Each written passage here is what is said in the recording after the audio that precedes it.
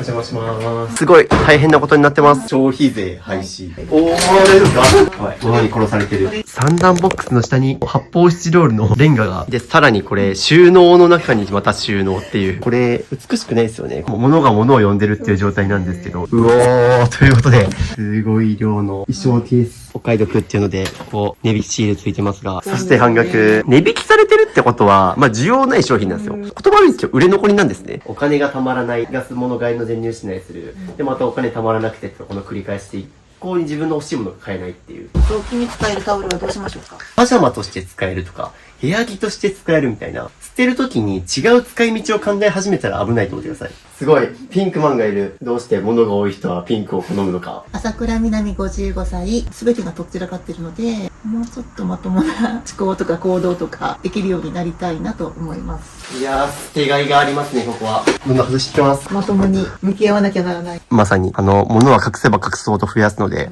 無限に出てくる 30% オフマスク。いくらで来るのが、ひどい。はい、ということで、2日目です。おはようございます。久しぶりの撤去ということで、このタイミングで外して掃除しちゃいましょう。おー、ちょっとこれ、ゴミがすごい。これなんと、大量の歯ブラシストックがあります。こんなに歯ブラシ持ってる人初めて見ました。うわ、ここが、ちょっと、ラスボスですね。すごい、という感じで、2日目終わったんですけども、どうですかこの、ゴミの山の光景見て。思ったよりすごかったですね。おはようございます。3日目の朝ということで。なので、どっちかというと、すずさんは、まあ、捨てられない性格もあるけど、捨てられないと同時に、これらを捨てるのがめんどくさいって言って後回ししたタイプですね。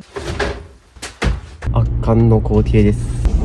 やばいやばいやばいやばい。ゴミ処理場です。照らします。おー、ついに粗大ゴミがなくなった。続きましてこちら、リビングキッチン、綺麗になりました。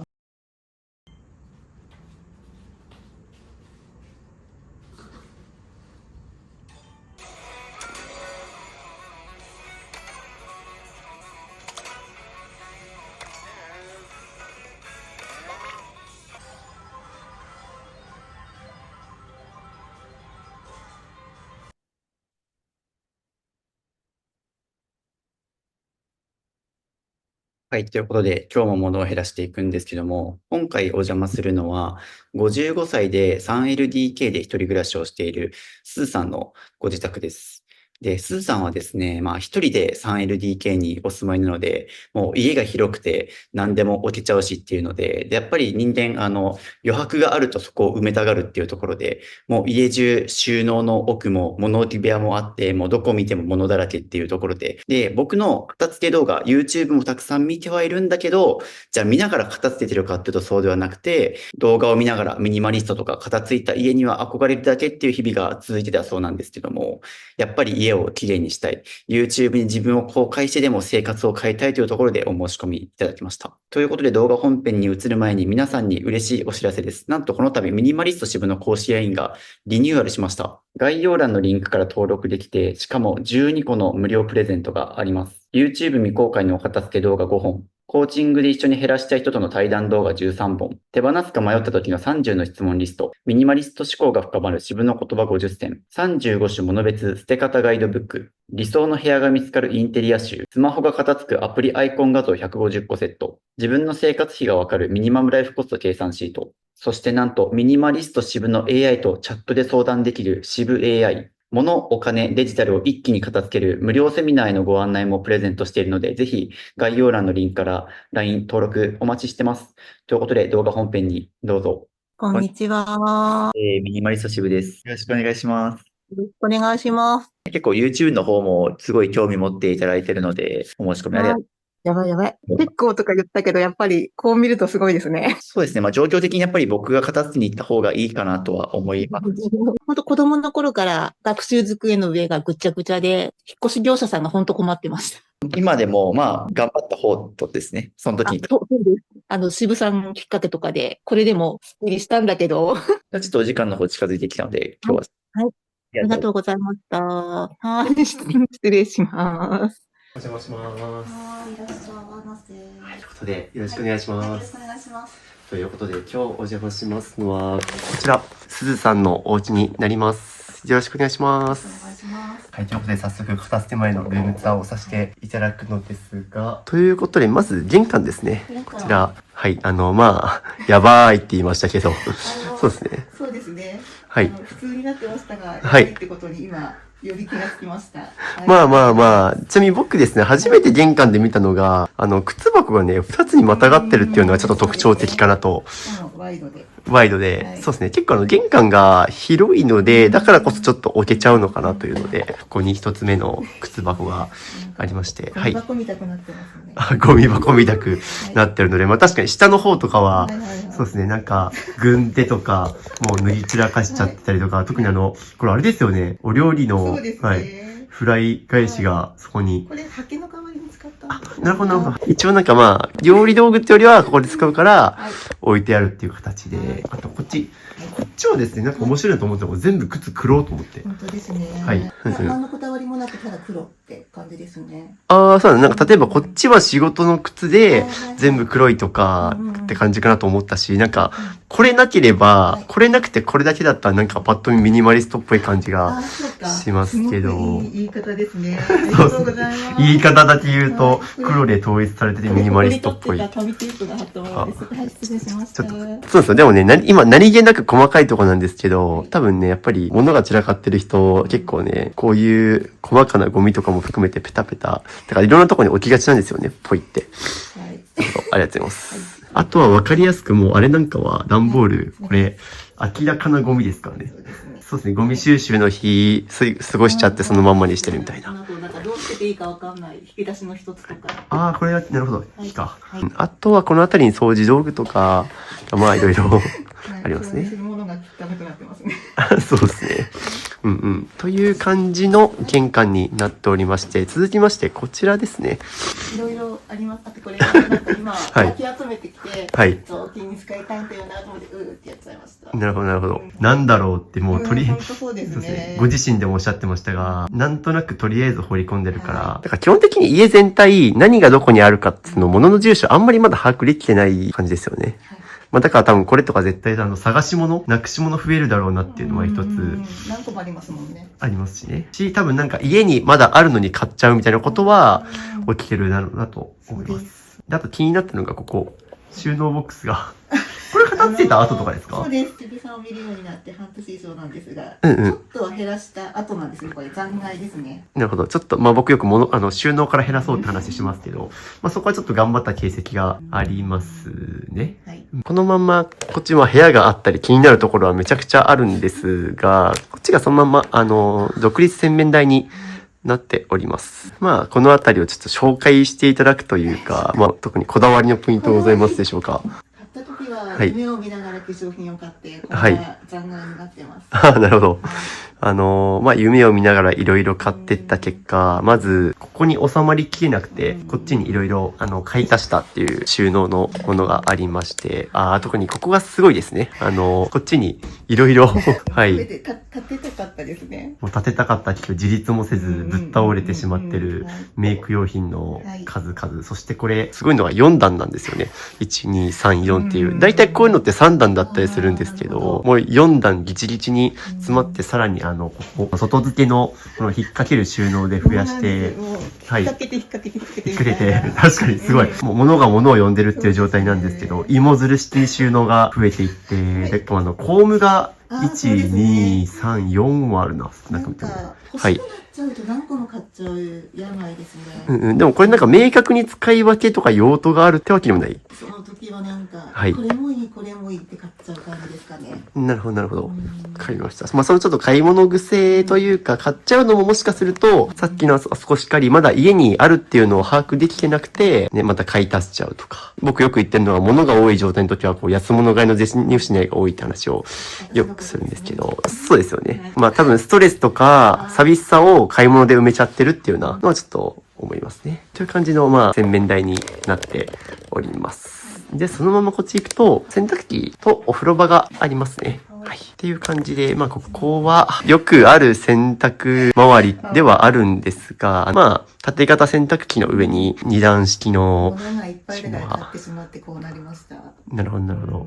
ここは使ってる洗剤だけとか洗濯ネット、はい。ちゃんと使ってる形跡はあるんですが、ちょっと特に洗剤周りとか、ちょっとまだ見直せそうだし、何より、ここもまた物が物を呼ぶっていうので、ここに。ものもいっぱいあります。またここにいろいろ吊るしちゃってますね。これ、すごいのが、斜めのやつなんですよね、これ。で、斜めのこの部分に、斜めにこのフックがかかってるのは、ちょっと面白いですね。僕は何気に初めて見ましたね。褒めてはないですけどね。痛いところをつくかもしれないんですけど、もうこの掃除ブラシとか、ブラシが汚れちゃってますからね。これで磨いたものが汚れそうみたいな状況になってたりとか、いろいろあっちこっちものが吊るしてあるので、ここはちょっとまた見直そうと思います。ここが例のトイレですね。例のトイレって話をしたと思うんですけど、何が例のトイレかというと、実はですね、ちょうどここに時計がある。今日今撮影がちょうど今12時集合でこのに来たんですね。ただですね、最初、1時間前の、もともと12時集合ではなくて11時だったんですよ。で、なんで集合時間が1時間遅れたかというと、今日当日の朝にトイレにあった突っ張り棒が落ちちゃったせいで、扉が開かないっていう事件が起きちゃったんですよね。ここにピザ取り付けて、なるほど。はい。それがガタンとここに落ちたので、こういう状態になったので、扉がもう全然こう、開かないんだ。開かないでパニックりました。ちょっと待って、それ今日の朝取り付けたんですか？そうです。じゃあ僕が来る前に、ちょっとでも、やりたいなと思ってやったら、こういうことに。なるほど。突っ張り棒でこんなトラブルなんだ。しかもそれで、要は、業者さん呼んだんですよね。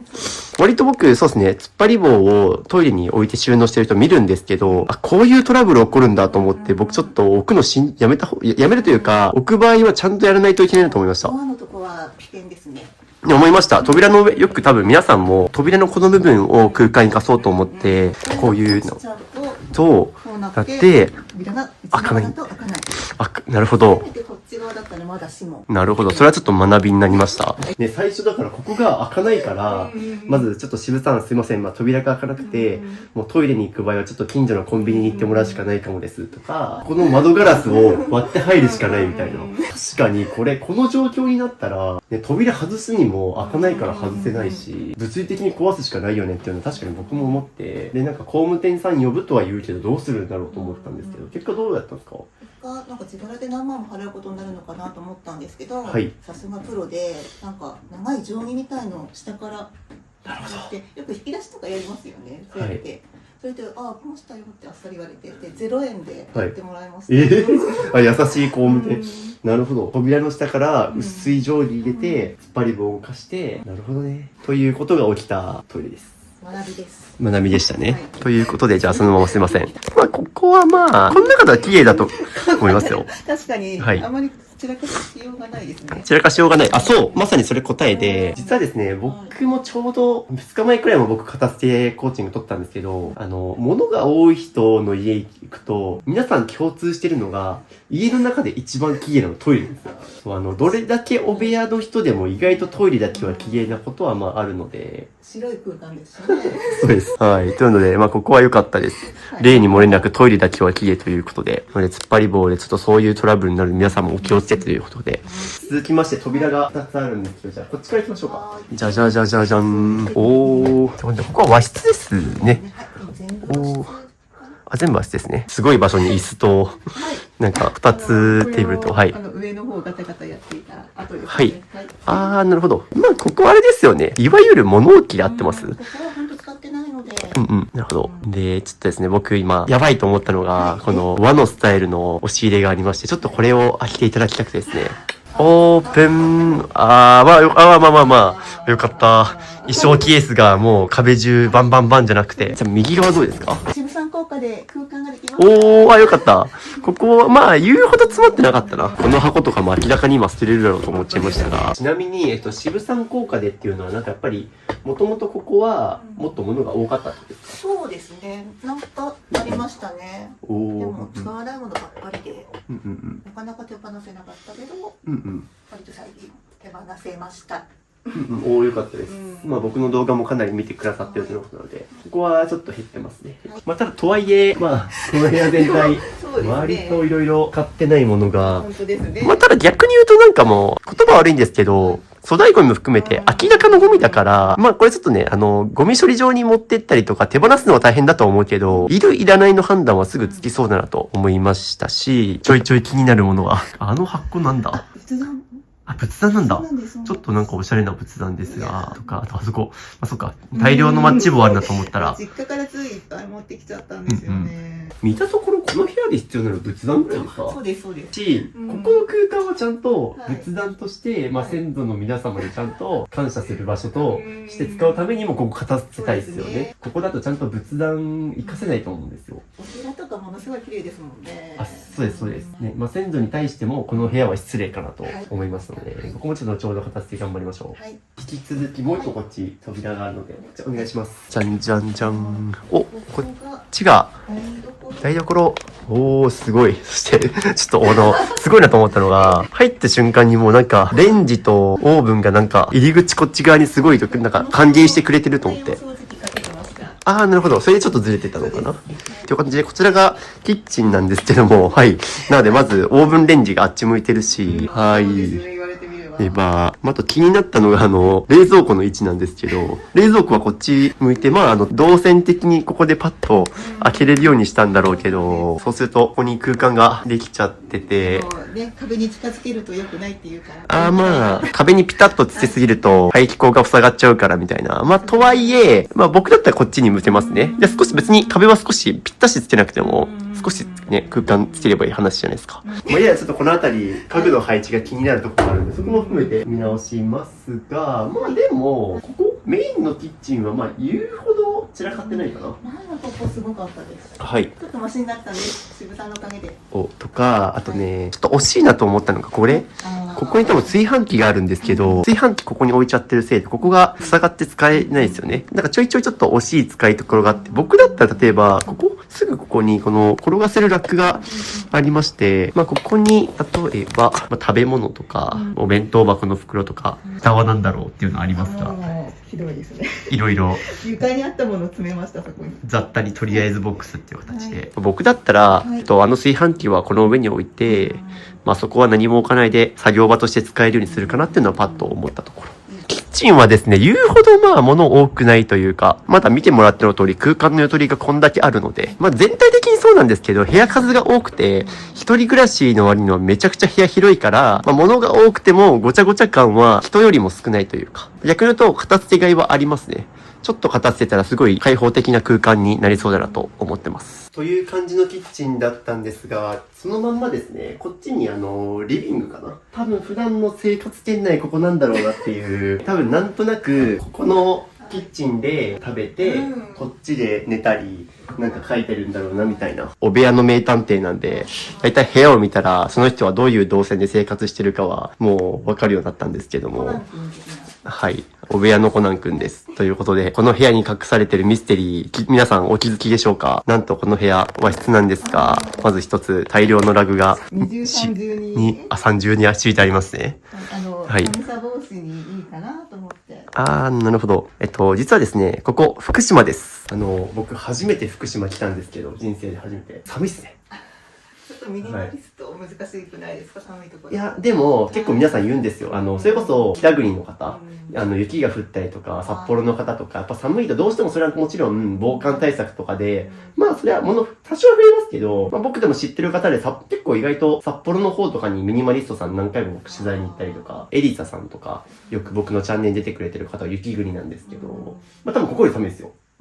ここより全然寒くて、なんなら札幌の賃貸とかって最初からなんかヒーターがついてたりして、なんか土地柄外せないものとか勝手に置いてあるものあるんですけど、まあそういう方でも全然家綺麗な人っていらっしゃるので、例えば田舎に住んでるから、家族がいるからとか、寒い場所に住んでるから、もちろんそれは一般的な都市部とか、まあ温暖な場所に比べたら多少は物増えるかもしれないけど、だからといって物減らせない言い訳にはならないですよね。これは何でもそうです。皆さん自分はこういう条件があるからできないって、できない言い訳をつい探しちゃうのもわかるんですけど、まだまだね、それ関係なく減らせるものがいっぱいございますので。というところで、まあ、いろいろちょっと話がそれましたが、そうですね。まず、いろいろ床に敷いてあることと、あとそうですね。まあ、ここにいっぱい書類系が整理されてありますね。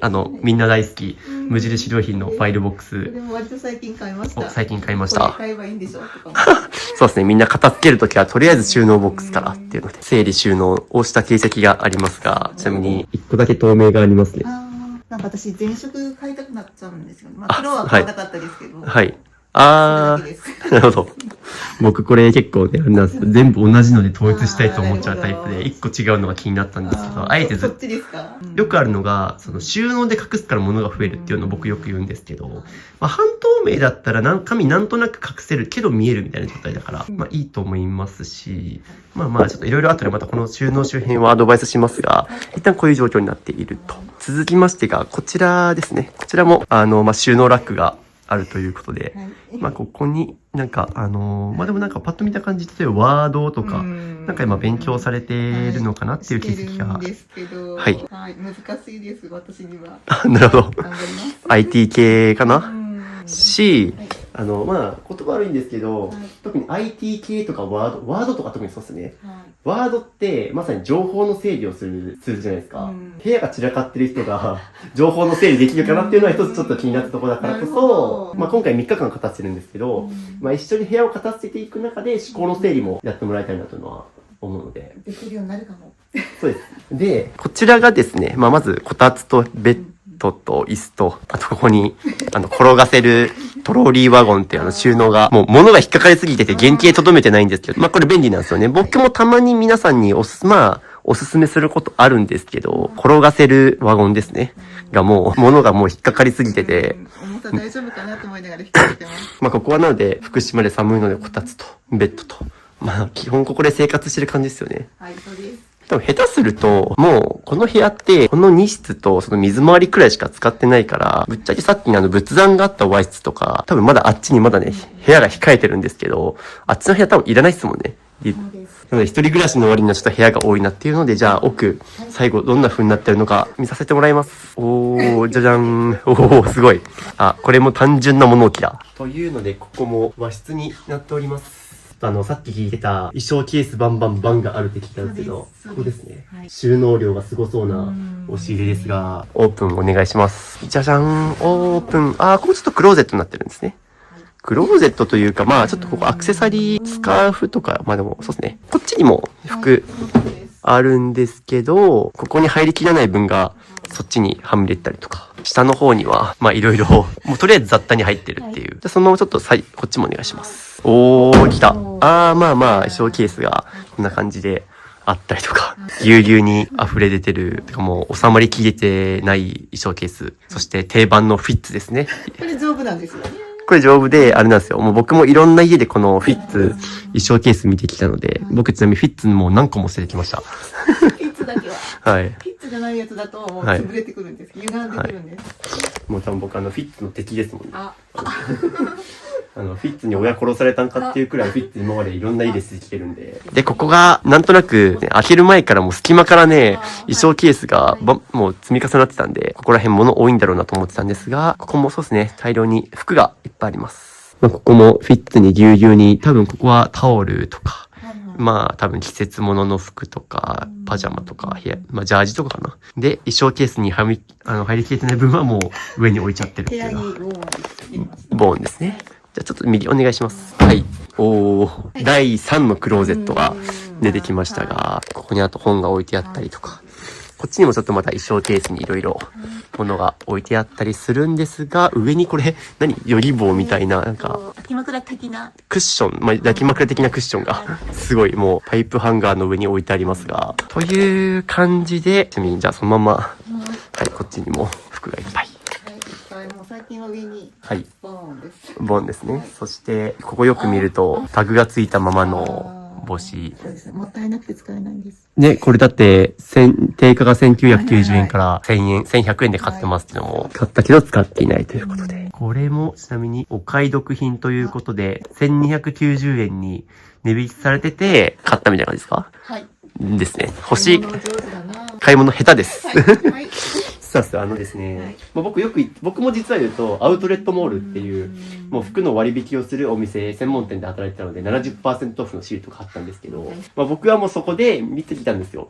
給料日になった途端に皆さん来て、家族で来て、で特段欲しいものがあるわけでもないのに、なんとなく散歩して練り歩いていく中で、あ、これ安いから買おうっていう。それはもう物の価値ではなくて値段の安さで物を決めちゃってるっていうことになっちゃうから、まあ、僕は基本的にセールで買わない方がいいよっていう。定価でもいいし、高くてもいいから自分が本当に欲しいものを買った方が、長く使えるよっていうことをよく言ってるんですけど。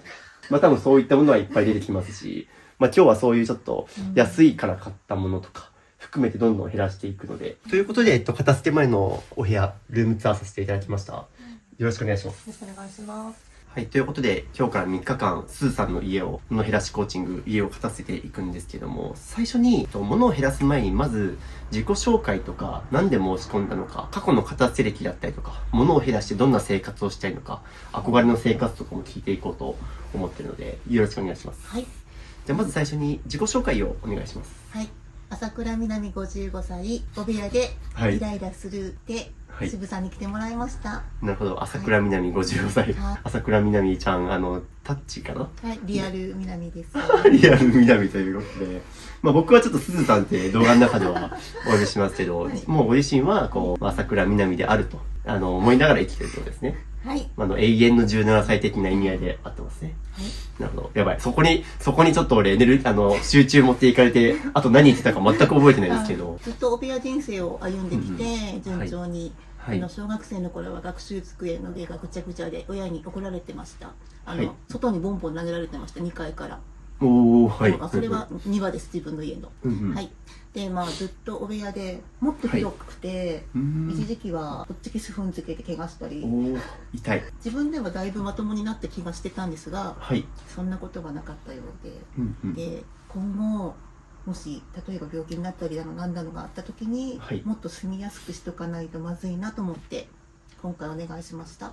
了解です。ありがとうございます。そうですね。もう本当に幼少期から減らせないっていうのはさっきもおっしゃってましたけど、ちょっとこの3日間でできるだけ捨てられない自分とはおさらばということで、これからのちょっと人生考えた時にも減らしておきたいとのことだったんですけど、ですね、朝倉みなみ55歳とのことだったんですけど、ちょっとこの企画ではですね、基本的に皆さんにちょっと年齢を正式に公表するようにお願いしまして、なんで僕ちゃんと年齢聞いてるかっていうと、やっぱりですね、年齢関係あります、多少は。それは僕もっていうと、できるだけ若いうちに減らした方が体力もあるし、やっぱりいるいらないの判断もエネルギー使うから、極力若いに越したことはないけど、今が皆さん一番若いので、減らした方がいいし、もっと言うと、やっぱ生きた年月によって貯めてきたものの量も違うから、そういった意味でもちょっと皆さんに年齢はちゃんと聞いてるんですけども、年齢の方改めて。はい。正直に言った通り55歳です。なるほど。ごめんなさい。朝倉みなみにもう気を取られすぎてて、年齢偽ってる感じ方ですけど、ちゃんともう正式に55歳ですね。ということで、まさに55歳であれば、ちょうど僕の親とも近い年齢なんですけども、まさに就活とかを考える時期ですね。ということもあって多分これからの人生考えて物を減らしたいということですね。わかりました。じゃあちょっと一緒に頑張りましょう。じゃあその上で、ちょっと重複すると思うんですけど、なんで申し込んだのかお話をお伺いしたいです。半年以上渋さんを見てて、普通にファンデとか言って、で、募集を見て、おって感じで、あんまり何も考えず申し込んじゃいました。ありがとうございます。そうですね。結構僕の YouTube に出るのって、結構勇気いると思うんですよ。なんだかんだで。当然自分の部屋も映し出しますし、自分の顔も出してっていうので、結構勇気はいると思うんですけど、もうそこも気にならず家を片付けたいっていうのと、ありがたいことにちょっと僕とお話ししてみたいというところで申し込んでくださったと思うので、そこのちょっと期待に応えられるように僕もサポートはしたいと思うので、頑張りましょう。続きまして、過去の片付け歴をお伺いしたいです。若い頃は片付けの熱がガーッと上がって一晩で徹夜的な感じで片付けたことあったんですけど、その成功体験が頭にあって、いつかまたそういう風に片付けられる時が来るんじゃないのみたいに思いながら、ずっと片付けられずに来ました。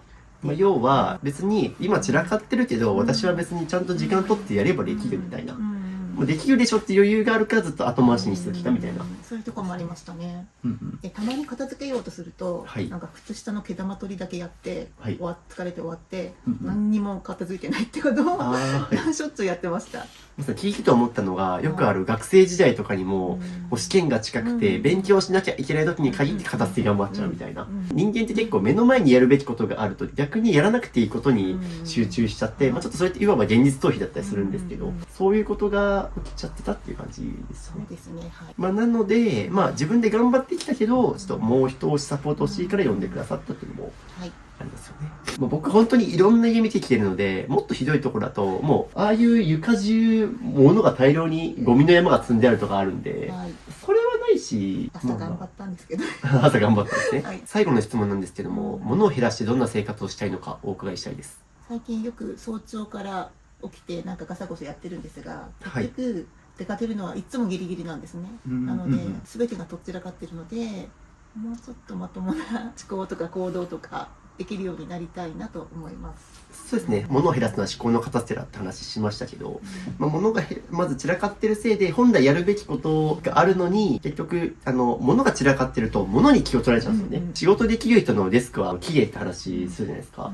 あれ本当に科学的にも正しくて、逆になんでじゃあ、デスク散らかってる人が仕事できないかっていうと、物にも情報があるんですよ。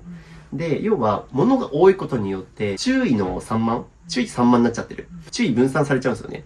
例えばじゃあ仕事してて、でも物が散らかってるとその物に気を取られて、で、集中力がそれて、で、それた集中力をまた戻すっていう。物が散らかってる人って、集中して、それて、また気を戻すっていう。この繰り返しをやることによって、まあエネルギーと時間のロスが起きちゃってるから、結局生産性が悪いって言われる。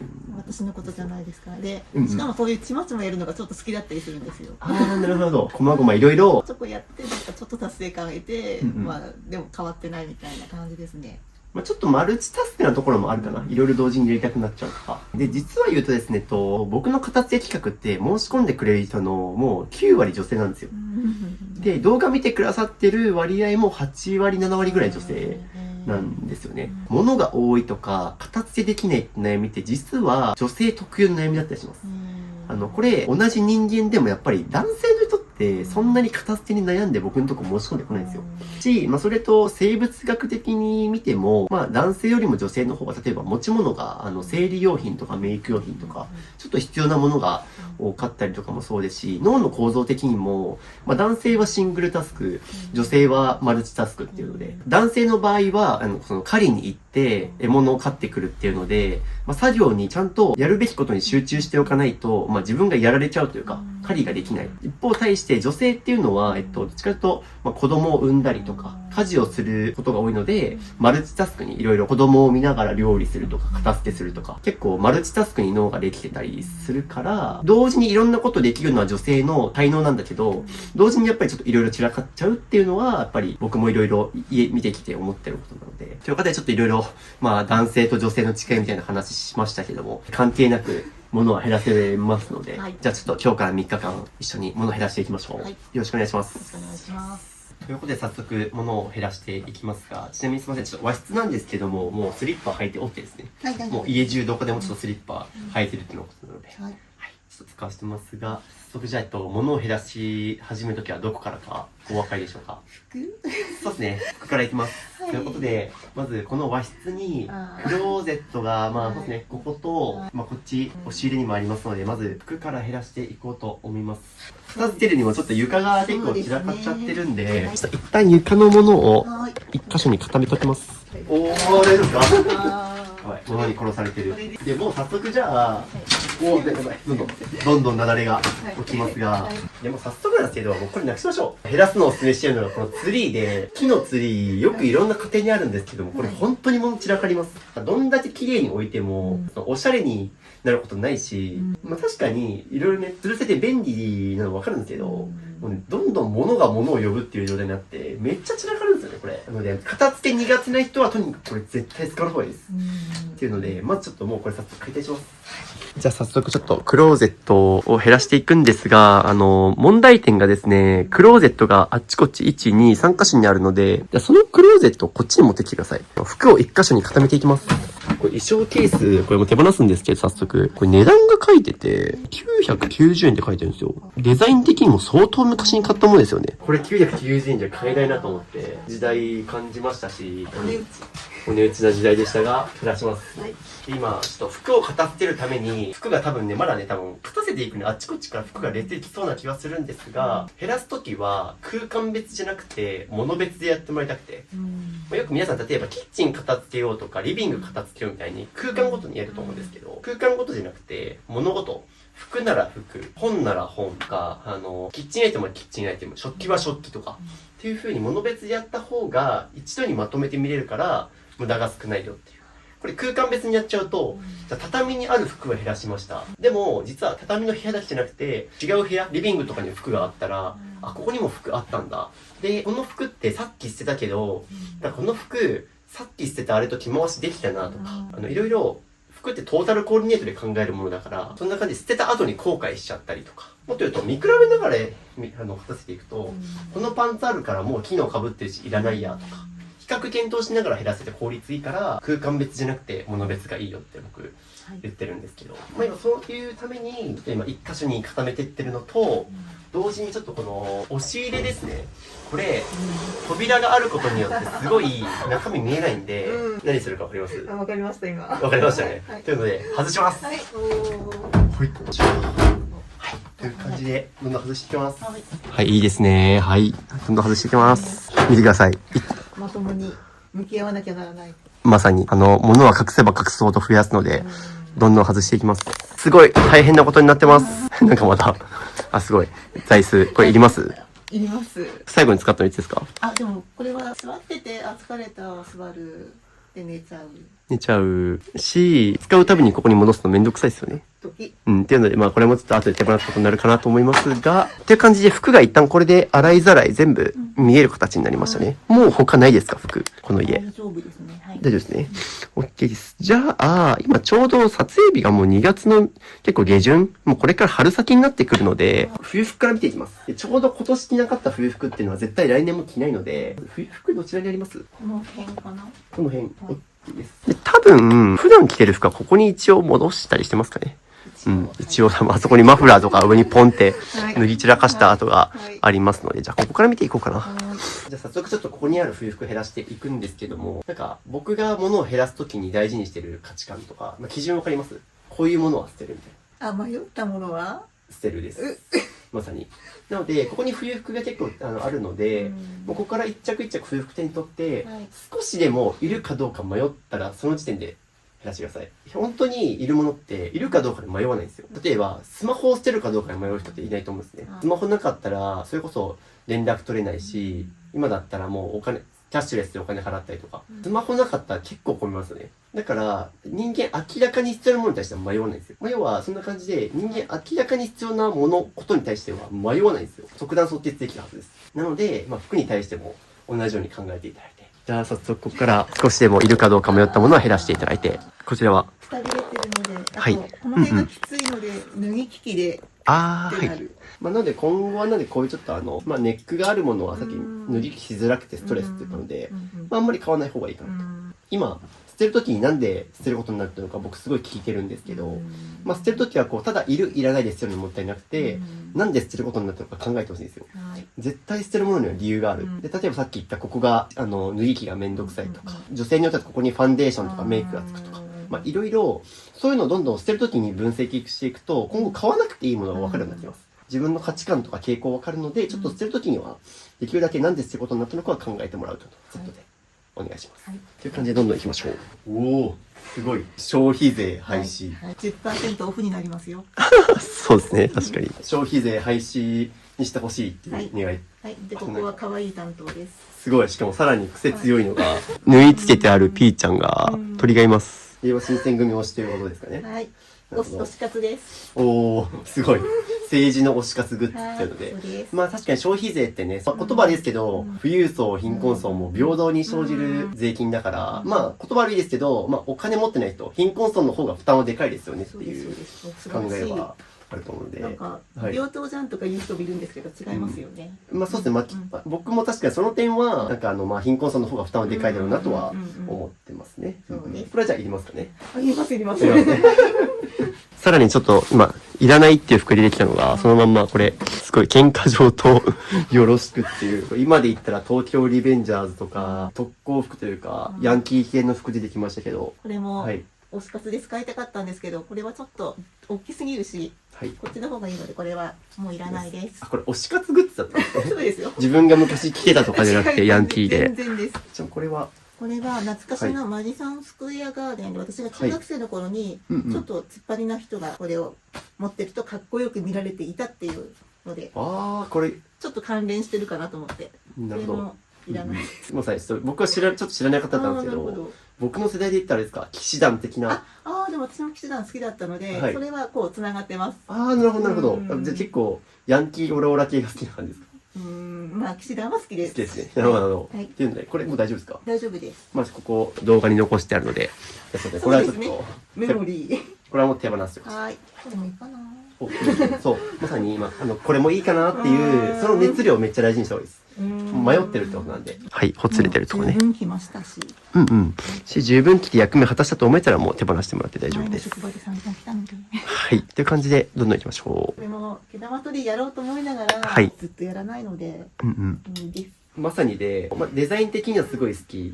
機能的にもいいけど、手玉取りがめんどくさい。しようと思ってしてないって言ったんですけど、これメンテナンスしてまで着たいかどうかっていうのは減らす時の基準でおすすめで、はい。これまさにしたいと思えない服ですよね。ずっとしてないんです。なんで僕もね結構ニットが好きだったんで、昔それこそ僕今毎日同じ服着るしてますけど、昔白ニットだけ毎日同じ服生活してて、続かなかったです。洗濯と毛玉取りがめんどくさくて続かなかったので、だからどんだけ美しい服も手入れが面倒だと愛せないっていうふうに思っていただいて。なんで今後どんだけおしゃれな服見ても、あ、これちょっと毛玉取りめんどくさそうと思ったら買わない方がいいです。引っかかってる青のやつとかこれとか、これは一応手入れしなきゃなと思いながら、時々着てるんです。なのでまだ延命させたいのです。もうちょっと着たいと。そしたらハンガーにかけるべきですね、これも。はい。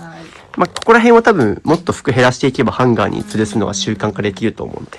まあ、そこら辺もそうなんですけど、吊るさずに脱ぎ散らかしちゃってるやつとかは、もうクローゼットはぎゅうぎゅうで、押し分けながら引っ掛けるのがめんどくさいから、かけるのがめんどくさくなっちゃってるんですよね。ここはでも減らして、ちゃんと空間の余白作れば、こんな風にちゃんとハンガーかけれると思います。シワにもならないですからね。だから自分が大事な服を大事にするためにも、いらない服は減らしてほしいし、まあ、言葉悪いんですけど、ゴミのせいで自分の大事なものもゴミになっちゃってるっていう。そういうのどんどん伝染していきます。やっぱなんかね、いらないものをさっき残しておくと、それのせいで、例えばさっき言った通気性が悪くなるとか、傷んだものを残しちゃってるせいでどんどん自分の大事な服もどんどん傷んでいくんで、床に落ちてる服も。はい。そうですね。落ちてますね。という感じで、ここも一個一個見て、1ミリの迷いもなく全部いるって言います。改めてもう一回チェックお願いします。あ、はい。さっきから捨ててるやつの仲間なんですよね。そうですねだいぶ古いんです。これ色違いとかですか、全部。そうなんです。そうやって買っちゃうんですよ。あー、はい。いっぺんに3枚とか。これあれですね。気に入った服を色違いで買うのをおすすめする時もあるんですけど、人によってはおすすめしなくて、これなんでかっていうと、これいいと思って、多分色で迷ったと思うんですよ。迷ったから全部買っちゃおうみたいな感じですよね。決められない。そう、このパターンの人は絶対に色違いで買わない方がいいです。もう本当に例えばですよ。正しい買い方としては、で、まず1個買ってみて、で、それが良かったから、じゃあちょっと、これ定番で着たいから、ちょっとバリエーションつけるたびに、じゃあもう1個買い足して、黒とネイビーで使い分けようとかだったら、同じ型の色違いを買うっていうのはいいんですけど、すずさんの場合は、この3つ、色で迷ったからとりあえず3つ買っちゃえみたいな。これ結構実はすずさんに限らずやってる人多くて、この買い方すると絶対失敗します。3つ買ったけど結局1個しか着ないとか、ことになっちゃったりするので、なので今後、色で迷ったら、逆に買わない方がいいです。どうでしょうか、他。とりあえず、これで。とりあえず、ここはじゃあ一旦もうどれ見ても絶対いるっていうようなアイテムだけになりまして、すごいでも、だいぶクローゼットにまあ余裕ができましたね。カバンも含めてですかね。ここのものは見終わったので続きまして、そっち行きましょうか。おー、そうですね。この大事な。あ、これ大事ですか？いります？横寝するんで結構高い方がいいんだよな。まあ、だとしても、ここにあるべきじゃないですね。だって、使うたびにあそこに戻すんですか、毎回。手間ですよね。これ仮に使うとしても、使い終わった後にここに戻すっていう動力めちゃくちゃ無駄だと思います。だからなんかそれこそ家がなかなか片付かないとか、やりたい勉強ができてないっていうのは、本当にこういうことの積み重ねです。まあ、例えばさっきのこの座椅子もそうですね。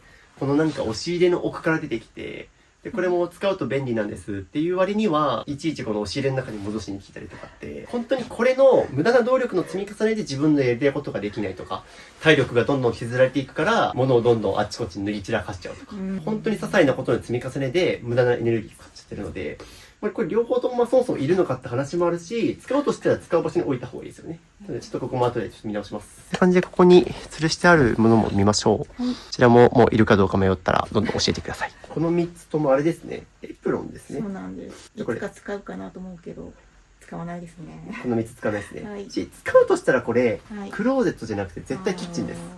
だってこれ洗濯機、仮に洗濯します。で、こっちに持ってくるよりも、キッチン持ってった方が動線的にも近いし、わざわざここまで持ってきてかける意味がないというか。多分使ってないから、この奥に追いやっちゃってるんですよね。これも大事ですね。はい。という感じで、どんどんお願いします。1年以上は着てないかな。1年以上着てないっていうのは、まさにもう答えですね。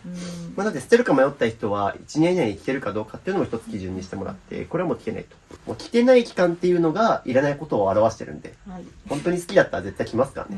これでは手放します。で、あとちょっと気になったのがこれですね。よくいろんな家庭で見るんですけど、これ美しくないですよね。このパンツとかスカートを3つ吊るせるアイテムなんですけど、おすすめはこれ使わないで、もう一個一個吊るせるっていう状態が一番いい。で、これ何が問題かっていうと、片付けできない人がこれ使っちゃうと、今みたいに服が3つね、重なってるから、自分の所有量把握できないんですよ。パッと見た時に。ここにスカートがある、ここにズボンがあるっていうのがちょっと一目で分かりづらいから、迷子になりやすいし、シンプルに見た目として美しくないよねっていうんで、使う場合はもう普通に単品で吊るすのがおすすめです。あとですね、この吊るしてあるこのパイプハンガーの問題点があって、実はですね、奥にも2段構えになってるっていう。僕このハンガー、これおすすめしないです、あんまり。片付けられない人がこれ使って、で、極力ね、服いっぱい収納したいっていうのはこれ買ったと思うんですけど、これにしちゃうと、だいたい奥側にある服皆さんだいたい着なくなります。なので、これは、買うとしても1段、1個だけにした方がいいですね。例えばこういうやつにした方がおすすめです。なので、これはどうでしょうか？これは、ほつれてるんですって。いつか直そうと思いながら、そうですね。何年も放置してるので、もういいです。何年も放置してるってことは、メンテナンスしてまで、この服に対して愛着がないってことですね。そちらは。もう何年も着てないってことだったと思うんですけど、すごいです、これ。これなんかそういうデザインなのかなと思ったら、もう何年も着てなさすぎて、汚れがすごいことになっちゃってるというので、これは大丈夫ですね。はい、大丈夫です。はい。これカープだ。大好きだったんですけど。なるほど。広島カープの、これは大丈夫と。はい。これは着てます？推し活で。推し活。はい。ピンクなんです、推し活が。何の推しなんですか？令和。なるほど。令和新選組の推し活グッズ。着てはないってことですか？2年ぐらい前ですね。これ要は、着る服ってよりは、鑑賞用アイテムですよね。であれば僕だったらここじゃなくて、これ多分同類なんですよね。はい、そうです、そうです。これなんか、どっちとも着るってよりは、見てたい、保管してたいみたいな感じだと思うので、ひとまとめにしておいて、飾るかもしくは、もう普段使う場所とは違う場所に保管する。っていうのがいいと思うので、ちょっと一旦この2つはよきておきますね。はい。こんな感じで。いいですね。一旦こんな感じで、ここはじゃあ 100% 一旦いるって断定できるもの。で、結果なんと、後ろが空きました、ここ。手前の一覧だけで済んだので、一旦これはいいかなということで、ここにある服を一旦こっちに全部吊るします。一旦自分がどれだけの服を持ってるか把握するために、ここにかけちゃいましょう。いいですね。これも一旦なくします。まともな人みたいじゃないですか。まともな人みたいになったということで、今ですね、もろもろハンガーラックに吊るしちゃった服、ここも空になってますけども、吊るしてあった服全部いるものだけ厳選してもらった結果、こうなりました。どうですか？ここは全部いるって言った服だから、直近1年で着るイメージ湧きますよね。逆に言うと、すずさんにとって必要な服はまだありますよ。吊るしてあるものに関してはこれだけだったっていう。なんならこれいなくなりましたかね。ちょっともやもやしてました。この二重っていうのが使いづらいなって、見づらいし。いいですね。でもこれ減らせるくらいにはもう厳選できたので、素晴らしいと思います。この調子でどんどん減らしていきます。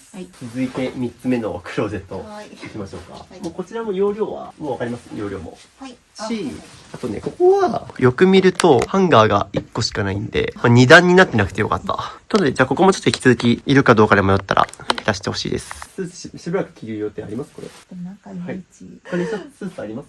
これあります。そうですね。で、スーツ他にあるし、これ着心地が良くないですか？なんかこの辺があんまり、ここが見えすぎちゃう。ああ、なるほど。こうんれは今度買わない方がいいし、他にもスーツあるんで黒はいらない。これもいいです。あ、これもまだありましたね、スありましーツ。たね。多分、こういうクローゼットで生活してるから、スーツがまだ他に2つあるってことを気づかないまま買っちゃった可能性もありますよね。なんで、これからはどんどん物を減らして、見える化していきます。例えば、この衣装ケースにある服とかどんどんなくそう、だから衣装ケースどんどんなくそうと思ってるんですけど、すずさんみたいな、片付け苦手って自覚がある人ほど絶対衣装ケース買わない方がいいです。服は全部吊るすってことやって、見えるようにしておかないと、結局こういう風にスーツまだあるのに買っちゃうとか。まあ、パンツもそうですよね。パンツも結構、今のとこ捨てたもので言うとパンツが多分一番いいですよ。はい。っていう風にパンツまだあるのに買っちゃうとか、隠すことによって自分の中で何がどれだけ持ってるかってその在庫管理ができなくなって、まだあるのに買っちゃうとか。まあ、例えばこれ服に限らずそうです。同じ漫画2冊買っちゃうとか。片付け苦手な人は絶対に隠さずに見える化していくので、頑張りましょう。はい。ポケットがないんだ。ポケあットがないあ、これも島村で安く買ったけど、はいはい、まあ、型が変ってのしたけど、ポケットがないっていうのも気になってます。ポケット大事です。あ、ですね。で、特に女性服ってやっぱり男性の服に比べて、ポケット少ない服多いんですよ。これ例えばなんでかっていうと、女性ってやっぱりそのバストがあるから、例えば胸ポケット少なかったりするんですね。これ女性用のジャケットですけど、これノーカラーのデザインだからっていうのもあるかもしれないですけど、結構女性用のジャケットとかも実はポケットが少なかったりとか、めっちゃちっちゃかったりするんですよ。やっぱ、女性の場合さっきも言ったけど、バストがあったりするから、シルエットが崩れやすいからポケットが少ないとか、ポケットあるけどめっちゃちっちゃいとか、体型がちっちゃいから布面積ちっちゃくなっちゃうんですよね。だからシルエットが崩れやすくて、かつゆとりがないから、ポケット入れてもぐちゃぐちゃになっちゃうっていう理由で、結構、そういう事情もあって、レディースのアパレルとかはポケット作らない。あってもめっちゃちっちゃい、数が少ないとか、多いんです。差別だ。まあまあまあ。違う。ただそういう生きづらさ的なのがありますね。ただやっぱり結構、最近女性服で売れてるのはまさにポケットがついてる服が売れてるみたいですし、そういう女性服だけど絶対にポケットをつけてるブランドとかも出てきてるみたいです。いい動きですね、それが。そう、今時代の流れ的にも結構多分女性服は昔に比べてポケットがついてるもの増えてるはず。し、ポケットがついても違和感ないデザインのものとか増えてきてるので、そこら辺を探しながら買った方がいいかなと。はい。逆に言うと、今後どれだけデザイン綺麗でもポケットはなかったら買わない方が。安くなってたから買っちゃったああ、そうですね。安くなったからとか。なので今後はじゃあポケットがあるものをちょっと買っていただきたい。はい。なんか傾向めいてきますよね。結構、本当そう。多分減らしていく中で、さっき言ったスカートは好きじゃないとか、安いから買ったとか、ポケットがついてないからとか、っていう風に捨てていくと自分の価値基準がどんどん分かってきます。物を減らすのって僕、究極の自己理解だって言ってるんですけど、減らせば減らすほど自分が大事にしてる価値観のものだけが残っていくので、生きやすくなるよとか。だと思っていると、そういう買い物好きなスーさんみたいな人こそ、減らすほど今後、買い物慎重になります。これは自分の今までさっき言ったポケットがついてないからとか、安いから買おうとしてるなみたいな、買うときに選ぶようになるので、買い物の無駄もなくなると思います。という感じでここ全部見終わりました。はい、という感じで、一旦これ全部通せないから、一旦ちょっと試してみます。ギリギリいけると思います。はい、というので、あそこにあるやつ全部ここに吊るせました。ちょっとね、若干ギリギリになっちゃいますが、どうですか？一旦吊るしてある服厳選したら、ここに収まるくらいの量だったっていうので。信じられないです。そうですね。逆に、さっきのこれも減らしましたけど、あれも理論上なくても過ごせたってことです。いいじゃないですか。すごい。って感じで、ここにスタメンの服が一旦集まりました。はい、っていう感じで、どんどんゴミ袋が出てますが、次はこれですね。衣装ケースの中、いきます。こっからが本番な気がします。一旦じゃあ、服が入ってる衣装ケースを全部出していきます。という感じで、どんどん服を出していきます。という感じで、服を一旦出しました。ここも減らしていきます。で、ここはですね、基本靴下とか、部屋着とか夏のパジャマみたいなものが多くて、ああいうシャツとかボトムス系はないとのことだったので、この辺ちょっとこのタイミングでまたどんどん見ていきましょうか。衣装ケース、一応ここは、ニットとか、季節物の服のストックというよりは、ちゃんと使ってる靴下、タオル、部屋着とか置いてるから、一応仕分けはされてあるんですけど、とはいえ多分衣装ケース僕がよくなくせって言ってる理由の一つなんですけど、だいたい奥の方とか、に詰めてあるものってね、使用頻度が低いから、みんな衣装ケースに入れちゃって中身見えなくなって、でしかも衣装ケースの良くないところって、詰めれば詰めるほど物がぎゅうぎゅう詰めになるから、通気性悪くなって痛みが早いんですよね。シワにもなりやすいし。だから僕は基本的にあんまり衣装ケースに服を詰めるほど推奨しなくて、っていう意味でちょっとどんどん減らしていきます。しかも衣装ケースこれ多分、安くても2000円ですね、このサイズは。調べてみよう。こういう時はこの Google レンズってアプリがありまして、こにちょうどですね、バーコードがありますので、こうやって、店員さんだ。店員さんです。フィッツケースディープ。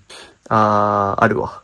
アマゾンでですね、定価4580円。まあ今3925円で売られてるんで、これざっくり1個4000円です。このケースなんと。これが同じサイズが、1、2、3、12、13、14、15。この部屋、衣装ケース15個あるんですよ。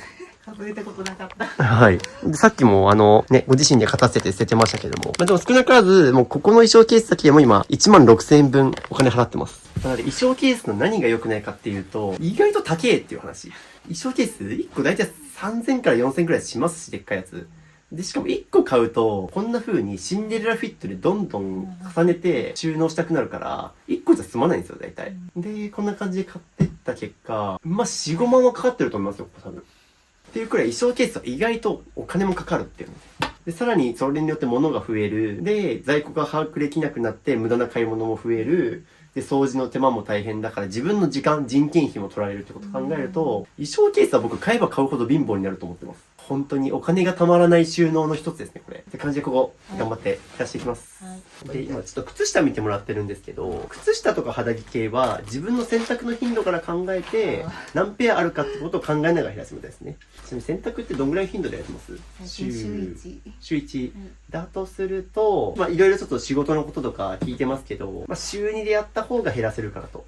で、洗濯頻度が少ない人って服多くなっちゃうんですよ。これなんでかっていうと、週に1回しかないってことは、肌着理論上7ついりますよね。7ペアないと回らないし、1日でもサボったら次8個増えるみたいな。で、僕がなんであんだけ服少ないかっていうと、一つクローゼットのすぐ横にドラム式洗濯乾燥機あると思うんですけど、僕、見てもらった通り、まあ服の数も少ないし、洗濯機で回してるから、もう洗濯、だいたい僕2日に1遍ぐらい回してるんですよ。ポンポンポンポン。まあどんだけ溜め込んでも3日とか3日ですね。僕基本的に靴下とかタオルはもう4ペアしかないんですよ。だから最悪3日サボっても回るし、まあ例えば雨の日とかで、じゃあ1日タオル、靴下が2枚必要になりましたってなっても、全然回ると。っていう風に、まあ僕の場合は服の数少なくても回ってるのはちゃんとこまめに洗濯できるし、洗濯できるのはまあ服が減らして管理が楽っていうのもあるし、まあドラム式使ってるのとあってあるんですけど、まあとはいえ普通の縦型の人でも収入は回せるようになりたいですね。今多分、片付けが終わってないから家事大変ですよね。なるほど。っていうので、まあとはいえいきなりちょっとね、今まで長年ずっと週1で洗濯してた人がいきなり週2にしようっていうのは難しいと思うので、でも本当みんな物減らした人が言うのは、掃除洗濯、家事やるようになりましたって言うんですけど、物減らせば減らすほど家事のハードル下がるから、まあ多分減らし終わった後は、冬物を含めて週2回回せるようになるんじゃないかなと思うんですが、まあ一旦ちょっと洗濯の頻度を考えながら減らしていきます。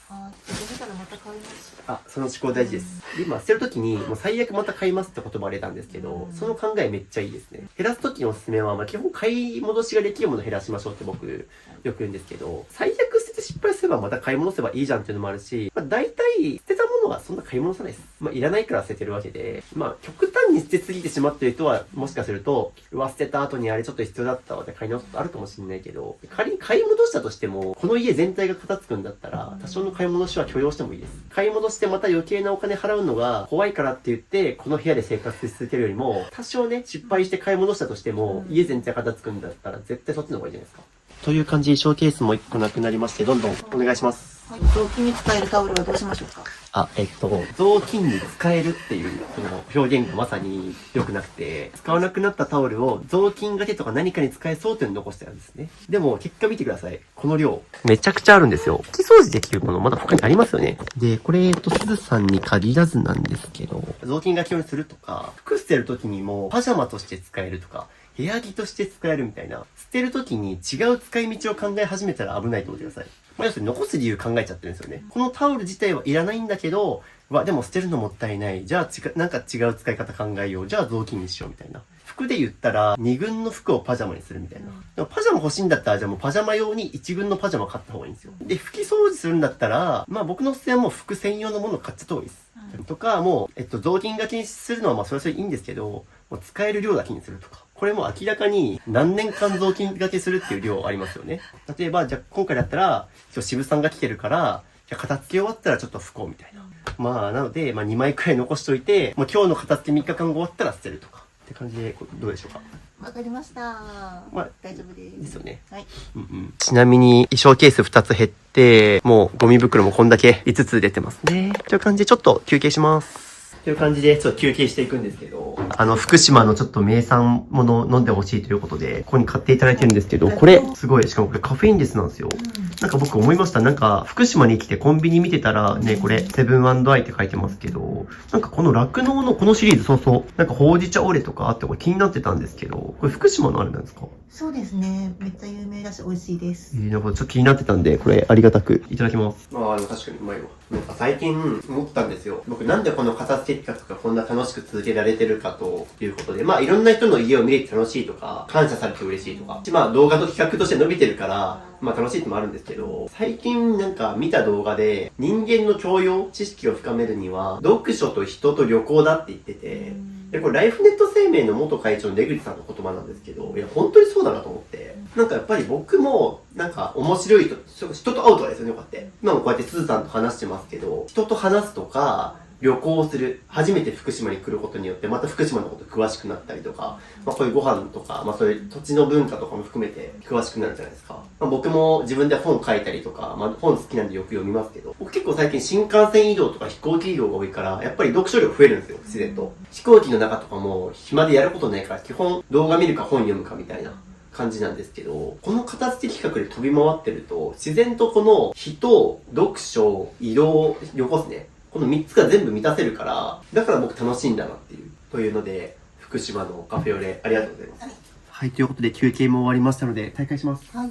で、引き続きまたどんどん衣装ケースですね。ここは一旦見終わったので、こっちですね。っていう感じでちょっと今、下着見てもらってます。ちょっと女性なのでね、下着系はカットしますが、もう下着も一緒で洗濯の頻度的にいるかを考えながら減らしていく感じで。はい、ということで今、下着関連見てもらったんですけども、そこにあった靴下系とかは、丸ごとこのケースが1個いらなくなりまして、これも結構ね、ボロボロになってるのと、やっぱり多すぎるとちょっと仕分けが大変だったっていうことで。またやっぱりこれ女性のご家庭あるあるなんですけど、やっぱりこういうね、タイツね、やっぱり安い時とかにどうせ破けちゃうからっていうので、まとめて買いがちだったり、残したりしがちなんですけど、結局未使用のものがいっぱいあったので、これはもう、使い切れないので減らすってことになりました。なので、下着、靴下と一緒で、洗濯の頻度的に必要な分だけを残していただきました。結構減らしましたね、でも、実は。ゴミ袋半分丸くらいは、実は、下着系も減らしていただきました。続きまして、どんどん衣装ケースを出していきます。ここ片付いたら、逆に言うと、家中の床に出てるものとか含めて全部ここに入れ込めるから、めちゃくちゃ片付くんですよ。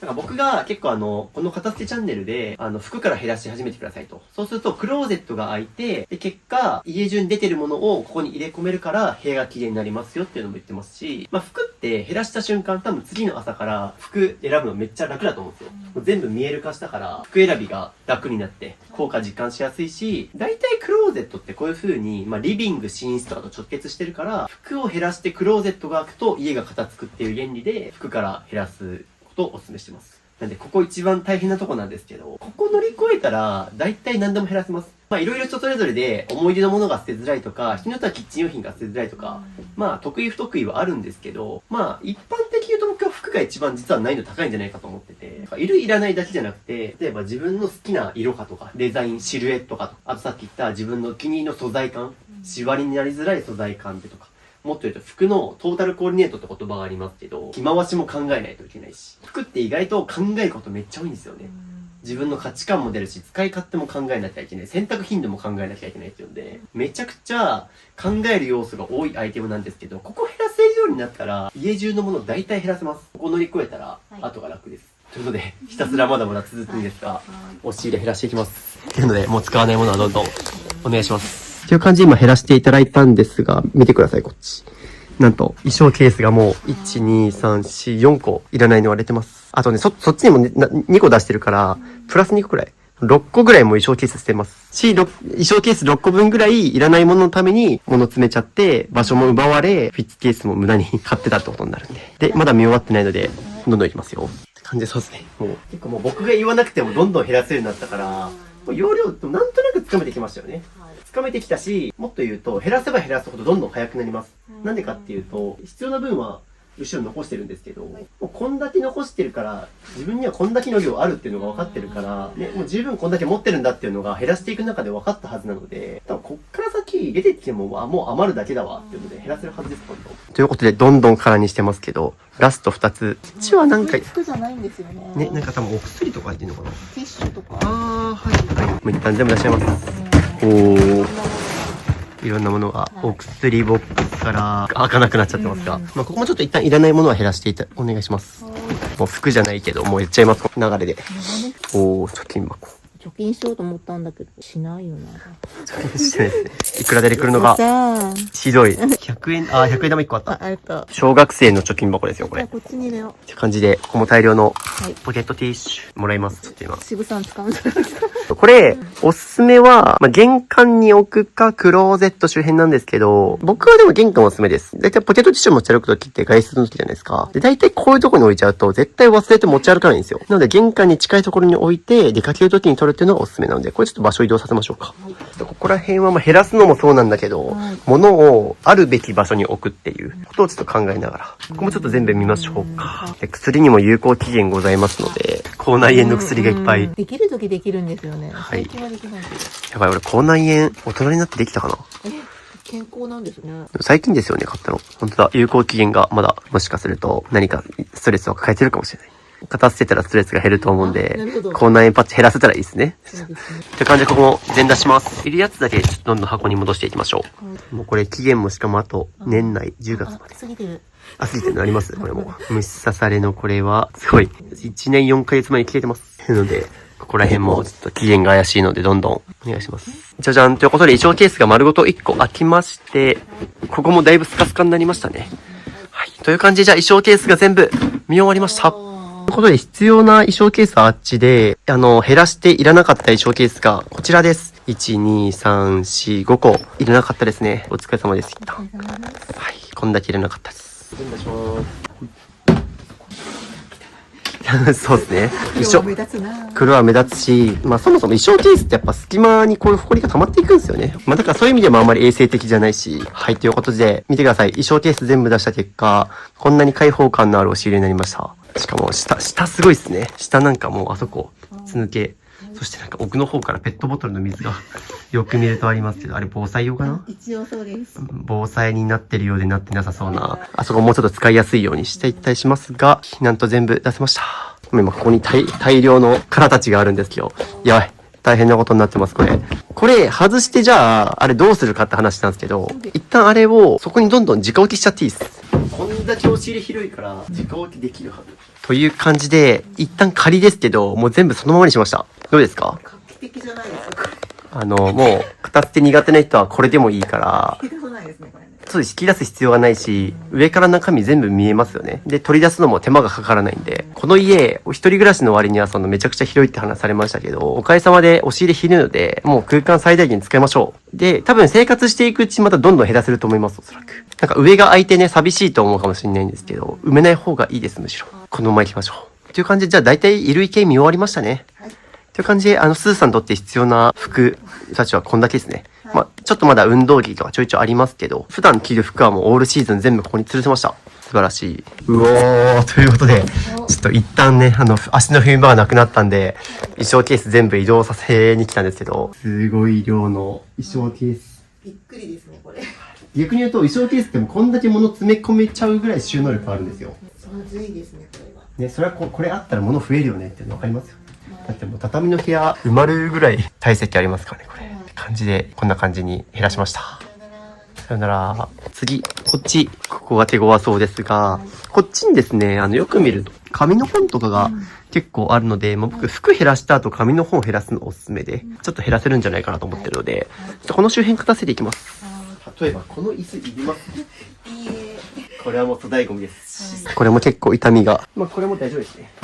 これ粗大ゴミに出します。あと、ここを片せていくんですけど、片せていって途中にこんな感じでカバンとか、帽子とかでできたので、身につけるもの大体見終わったので、次はカバン系ですね。なので皆さんも減らすときは、服減らしたら、カバンとかアクセサリー、小物見て、その後、靴とか玄関減らすといいですね。いいですね。そんな感じで帽子も比較検討しながら減らしてください。そしてそれタグがついてます。お買い得っていうので、ここ値引きシールついてますが、島村、これいりますか？買ったのいつですかこれ。2、3年前ですね。2、3年前か。これ、良くないのが、もう2、3年前に買って、一度も使うことなく、ここに眠ってたんですよね。そうですね。で、これって、存在を思い出していいなと思ったもんなんで、2、3年使ってないってことは、もうその期間がいらないことを証明してるから、まあ減らした方がいいと思います。って感じで、タグついてましたが、1000円ですね。1000円だと買うんですね、多分。なんか、だいたい1000円以下のもの買ってんなっていう。それオーバーは嫌かも。っていうので、多分タグ付きのものだけでもう5個以上すると思うから、多分これ、買わなければ5000円分ぐらいは今、無駄に使わずに済んでますよね。大きいな。っていうので。あ、まだ帽子出てきました？すごい。まだまだ帽子があちらこちら出てきますが、これいりますか？やばい、また帽子が出てきましたね。無限に出てくる帽子。あっちこっちから帽子が出てきますが、それいりますか？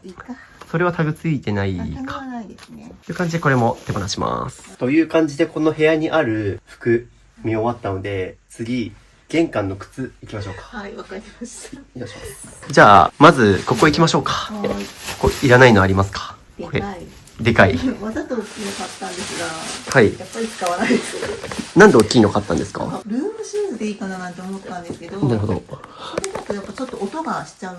足音がしちゃうから気になる。これも同じ理由。これも同じ理由ですね。って感じでこの靴もちょっと歩いてて疲れるとのこと。それも減らす。はい。これも一緒。はい。すごい。全く同じソールのものがありますが、まあ、なので、スーさんの場合は、なんかデザインとか、ちょっとだけ違うやつを買っちゃう。あー、確かそうですね。実は2つこれ捨てたんですけど、ソールが同じなんですね。で、まあ見た目が微妙に違いますと。で、2つ買っちゃったと思うんですけど、これあんまり多分履いてないですよね。しかもだいぶ埃かぶっちゃって。これも捨てます。いいことです。という感じですね。こっちの黒いミニマリストっぽい場所だったとこだけはちょっと半分くらい減りましたと。続きましてこっち。それは。これもちょっと長くて私にはダメなんです。あー、なるほど。まあ、ソールが高いと履かなくなりますね。疲れちゃうから。って感じでこれも減らしていきます。一旦ですね、いる靴こっちに全部固めましょうか。減らしていったらなんとか、まあちょっともはみ出るけど、っていう感じで、はい、まあいる靴はこんな感じで収められたんで、これなくしましょう。はい。という感じで、全出ししながら、いるものはこっちに置いてもらって、いらないものはゴミ袋に入れてもらいます。まあ大体もう、この奥にあるやつとかもほぼいらないですよね。缶が多いですね。あー、缶ね。こういうの。ちょっと捨てるのがめんどくさくてここに置いちゃってるみたいな。これは何ですか？ライト100円ライター？あー、ライターですね。これもちょっと、中を抜いて捨てるしかないです。はい、という感じで、じゃんじゃんじゃんじゃん。はい、ということで、もう大量の、今日一日でこんだけ不用品が出てます。ということで、ここどうですか？素敵じゃないですか。広いですよね。この形が一番いいです。という感じで、靴の厳選も終わって、まあ、このまま玄関行きます。で、僕、服減らした後に、カバンとか靴減らすのをお勧めしてる理由は、さっき服減らすと、次の日の朝から、その服選びが楽になって、効果が実感しやすいよって僕よく言ってるんですけど、同時に、靴も減らすと、同時に玄関片付くんですよ。で、玄関が片付くと、毎朝出入りするとき、めっちゃ玄関綺麗って効果実感しやすいから、服減らしたらそのまま靴も減らして玄関片付けるのめっちゃお勧めしてます。クローゼットと玄関片付くだけで本当にめっちゃ生活の変化感じますよ。マジでやってよかったと思えるはずなんで。という感じで今日はもう絶対ここは終わらします。気持ちいいですね。気持ちいいですよね。だって玄関ってもう毎日出入りする場所なんで、ここ綺麗になったら QOL、生活の質が爆上がりします。で、この玄関どうするかなんですけど、あとは、これがあるじゃないですか。これこっちに移動させます。なんで、まず、これをそっちに固めたいので、ここ全部なくします。やばい。なんかまた服が。もう服いらないですね。これはいるんです。ってことで多分家中あっちこっちから服が出てくると思いますが、それは何でしょうか？割と最近買ったやつです。すごい場所に塗り散らかしましたね。洗濯して適当にポーンと。なるほど。まあ、いるんだったら、後でクローゼットに持って行ってもらって、あと気になってるのはこの床のこの黒いマット。これそこ中途半端に1個あるのすごい気になるんで。ですよね。はい。これもなくしましょう。そうなんですよ。なんかね、この部屋ちょいちょいこのパネルがすごい中途半端な位置になって、なんか全部貼ってるんならなんかまだ寒さ対策でやってんのかなとか、インテリア的に全部したいからってのわかるけど、なんか謎の場所に1個だけあるから、そうですね。これもいらないし、あれも取りましょうか。てか思った。掃除機この家何個あるんですか？ 1、2、で、あと、さっきですね、こっちにもありましたよね。ここにもあるんだよな。掃除機3ついります？いらないです。これもちょっと後で見直しましょう。いいいですね。で、空いた場所にこれを置いていきます。理想はこの状態ですね。ですね、僕どういう風に玄関したいかっていうと、靴はここ、で、こっちに玄関で使うものとかを固めていきたい。例えばさっき僕、カイロとか、ポケットティッシュここら辺に置いたらいいよって話したんですけど、とか、例えば持ち歩きの鍵とか、あと例えばここに宅急便を受け取る時のシャチハタをここに置くとか、玄関周辺で使いたいものをここに固めていくっていう風にしていきましょうか。これ、全部出します。いやー、捨てがいがありますね、ここは。ゴミ屋敷ではないけど、置いてあるものをほとんど明らかに使ってないゴミ箱っていう意味ではゴミ屋敷かも。本当にこれ使うんですとか、抵抗する感じじゃなくて、むしろ、やればやるほど、いらないです、いらないです、いらないですみたいな。なんか逆に言うと時間かければ減らせるはずなんですよ、すぐに。家の鍵とかどこにありますか？中に置いてきますね。中に。あっちのリビングですよね。僕だったらここに置きます、家の鍵。なくしません、あっちにあったら。吊るしててなんとか。家から出てきた瞬間にここに置いた方が楽じゃないですか。鍵もこっちもできましょうか。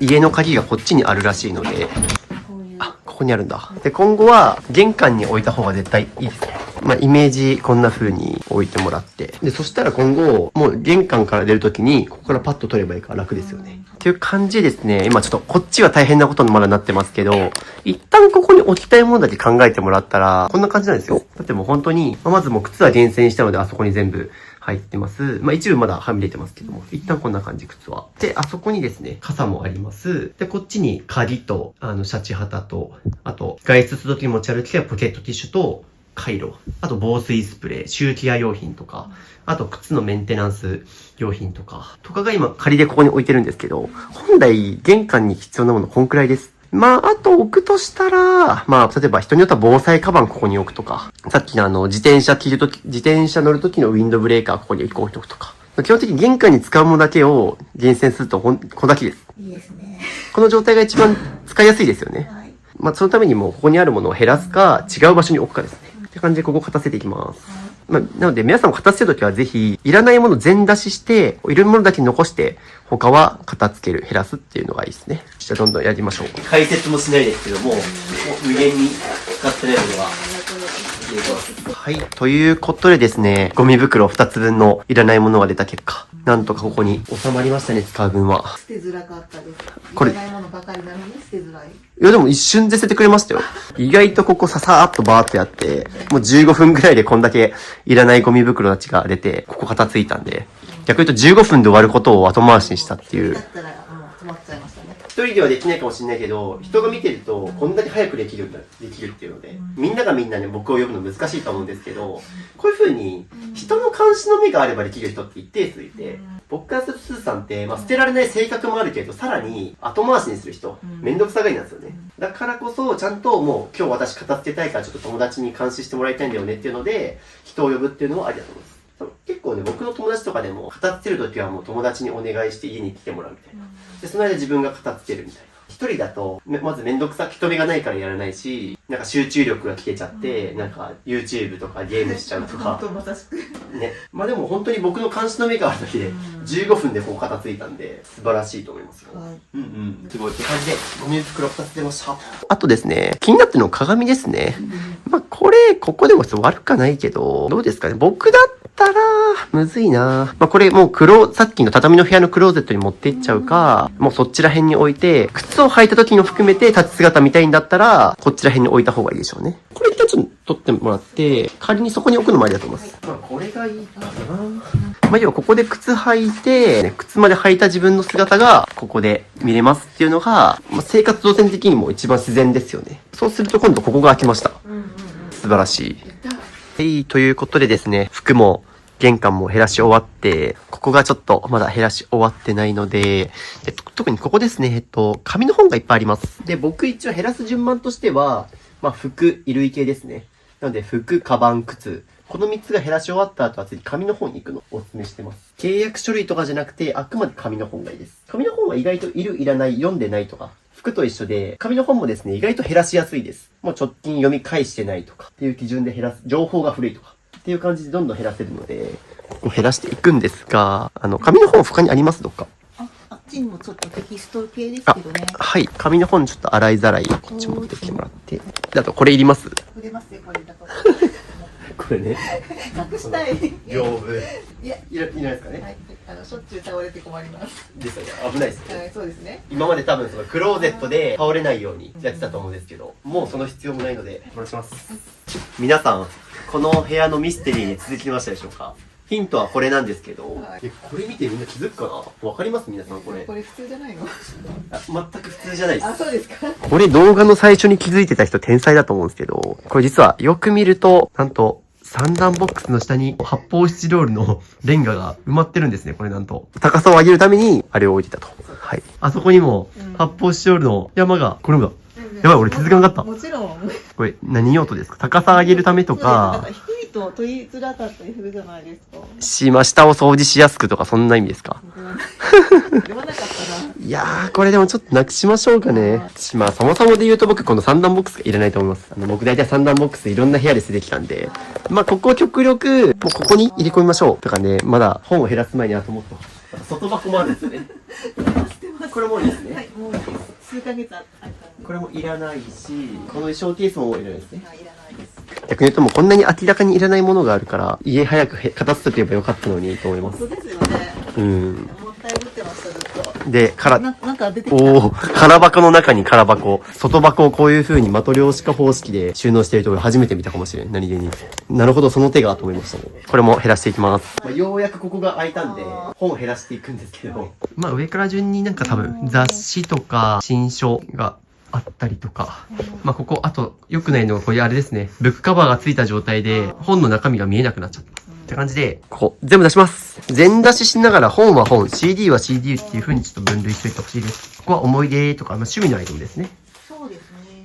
これですね、本当に僕もういろんなものが置いてきて、共通点が分かってるんですけど、本棚に入ってる本にブックカバー書きすぎっていうのがあって、これ本当に持ち歩いてて普段読んでるんだったらいいんですけど、読んでないですよね、絶対。そのものはカバーどんどん外していきましょう。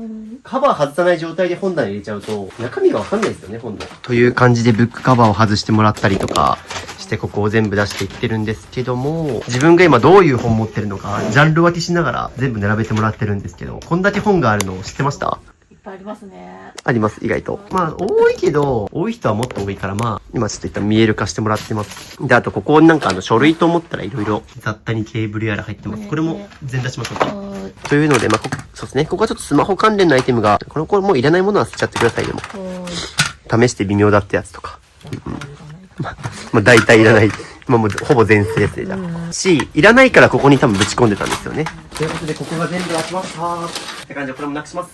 はい。よし。という感じで、ここ収納もなくして、本も全部出し終わりましたので、減らしていきます。ここにですね、種類ごとに本を分けてもらいました。占いの本はこことか、政治の本はこことか、健康系の本はここっていう感じで、まあ今全出ししながら一応分類したんですけど、まあ本も基本はもう迷ったら減らすっていうのは一つと、迷うってことはですよ、読んでみたけども面白くなかったとか、もう情報が古くなっていて今は読み返したいと思えないとか、買ったはいいけど難しすぎてまだ読み終えてないとか、まあ買って積んどくになったままもう何年間も経ってるとか。で、逆にいるってことは、また読み返したいとか、また最近買ったばかりとか、っていう風に、ここもいるかどうかで迷ったら減らしてもらって、繰り返し読みたいかどうかで考えてもらえれば、本は減らせます。というのはですね、僕今ちょっと気になったのが、敏感すぎて生きづらいとか、繊細とか。この本があるってことは、自分が内向型であるとか、今の言葉で言った HSP とかですね。多分HSP 何かっていうと、ハイセンシティブパーソンの略ですけど。まあ僕もその傾向あるんですよ。疲れやすいから、僕一人の時間ないと基本疲れ取れない。逆に、内向型の人って、自分一人の時間がないと休まらないですよね。クラブとか、なんかフェスとか、大人数苦手なタイプだと思うんですけど、僕も同じですけど、まあそういう人ほど僕物減らした方がいいって言ってるし、僕手放す練習っていう本でも、実はそういうこと書いてます。繊細さんとか内向型、HSP に当たる人は物減らした方が、それこそ今この散らかってる状況とかってすごい疲れません？物にも情報が詰まってるって話をよくするんですけど、散らかってる部屋自体がノイズになっちゃうから、すごい疲れやすいと。なので結構、今のすずさんって、こういうね、敏感すぎて生きづらいとか、悩んでるのに、この散らかってる部屋で暮らしてるからもったいない。で、多分やりたいこといっぱいあると思うんですけど、多分普段疲れてなかなか集中できないとか、気が散ってやりたいこと集中できてないですよね。多分この家で見るとそんなに休まらないんじゃないかなっていうのは。確かに。そんだけ敏感なすずさんがこの家に暮らしてるっていうのは、本当に自分のタイプに合ってない暮らし方してますね。脚立で寝落ちしてますいつも。あ、そうですよね。っていう風に疲れるのは物が多いからなんですよ。それはシンプルに物が多いと、家事が大変だし、探し物も増えるしっていうのもそうだし、物に疲れちゃうんですよね。っていうのでね、ここちゃんと本読んで学ばれたんだなっていう。僕もこの本読んだことあります。だからこそ、もったいないですよね。って感じで迷い始めたんで、絶対にいる本僕にください。これは絶対読み返したいところ。簿記勉強するのいいと思うんですよ。なんか僕も最近ね、簿記勉強しようかなと思ってるんですよ、実は。本当に、簿記はね、いろんな人に聞くけど、やっといた方がいいってみんな口揃えて言うから、いつかちょっと俺も興味あるんですけど、それはさておいて。これ、少なからず、ね、簿記取りたいから諦めきれないっていうのがいいんですけど、これちょっと、あれですね、多分、教科書いっぱい手出しすぎて、うまくいってないパターンだから、よくある話ですけど、勉強できる人って、使ってる教科書が少ないって言いますよね。で、勉強ができない人ほど参考書いっぱい買っちゃって、中途半端にやっちゃうから、一冊も身につかないみたいな。この状況で言ったら、例えば、簿記の問題集と、僕だったらなんですけど、多分もうこの2冊しかやらない気がします。この2冊だけ徹底的にやり込んだ方がいいんじゃないですか？じゃあ、この3冊で。3冊。うんうん。4冊はダメでしょうか。でも一旦ね、一旦そんな感じでやっぱり勉強するもの多すぎると、ね、中途半端になっちゃうから、極力絞ってっていう感じで。これ、メルカリの売り方の教科書。私できないです。合わなかったですかね。合わない。買ったことあるけど、売ったことはないです。ないですね。てか、もう、めんどくさいですよね。それこそもう、近所のリサイクルショップに持っていくとかでもいいです。確かに理論値で言ったらメルカリの方が高く売れるかもしれないけど、結局そこに売る手間暇と人件費かかってるんで、そもそももう売らなくていいように買わないっていうのは。確かに。そしてすごい、大量のスラムダンク。未開封しかも。本当だ。読みました？皮膚科のはい待合室で全部読んだことあります。ああ、なるほど。すごい。もうコレクションなんですね。そうですね。これはどうされます？ブックオフに持ってきます。という感じで、これはもう、手放していい代わりに、これはちょっと絶対に売りたいとのことですし、スラムダンクは人気で高く売れるし、未開封なんで、これは近所のリサイクルショップ持っていきましょうか。はい。はい。ちなみに僕ですね、あんだけ結構動画の中でジャンプ作品のことめっちゃ語ってる割に、スラムダンク読んだことなくて。でも世代が違うみたいですよね。そう、でも最近スラムダンクの映画あったから、興味はあったんですけど、僕バスケ部ですからね。あ、そうなんですか？はい。元バスケ部なのに読んでないっていう。ポジションは1番？あれです。ガードです。ただね、読みたいと思ってるんですよ。どうぞ。今買います。マジかいや、電子書籍で買います。ちょうどこの後僕、片付け終わったら福島からまた新幹線移動するんで、読もうと思って読んでなかったから、もう今読みます。ちょっと待って。そんなことある。ちょっと待ってください。スラムダンク、Kindle で売ってないんかなこれ。調べたんですよ、僕今。Google で。スラムダンク、Kindle ないって言ったら、ないらしいです。本当かわからないんですけど、Yahoo 知恵袋で、作者の井上先生が電子書籍に賛成ではないらしいみたいな衝撃の事実。僕、世の中の本って大体もうね、名作ほど電子書籍で売ってるから、紙の本は手放して売ったお金で、電子書籍版買うといいよってよく言うんですけど、これできないですね。なので、スラムダンクは紙で読みましょう。はい、ということでですね、あそこいらない本が全部こんな感じで出ました。これが全部いらない本ですね。で、こっちがいる本です。はい。こんな感じで今いる本を仮で立てかけてるんですけど、どうですか？楽しみですね。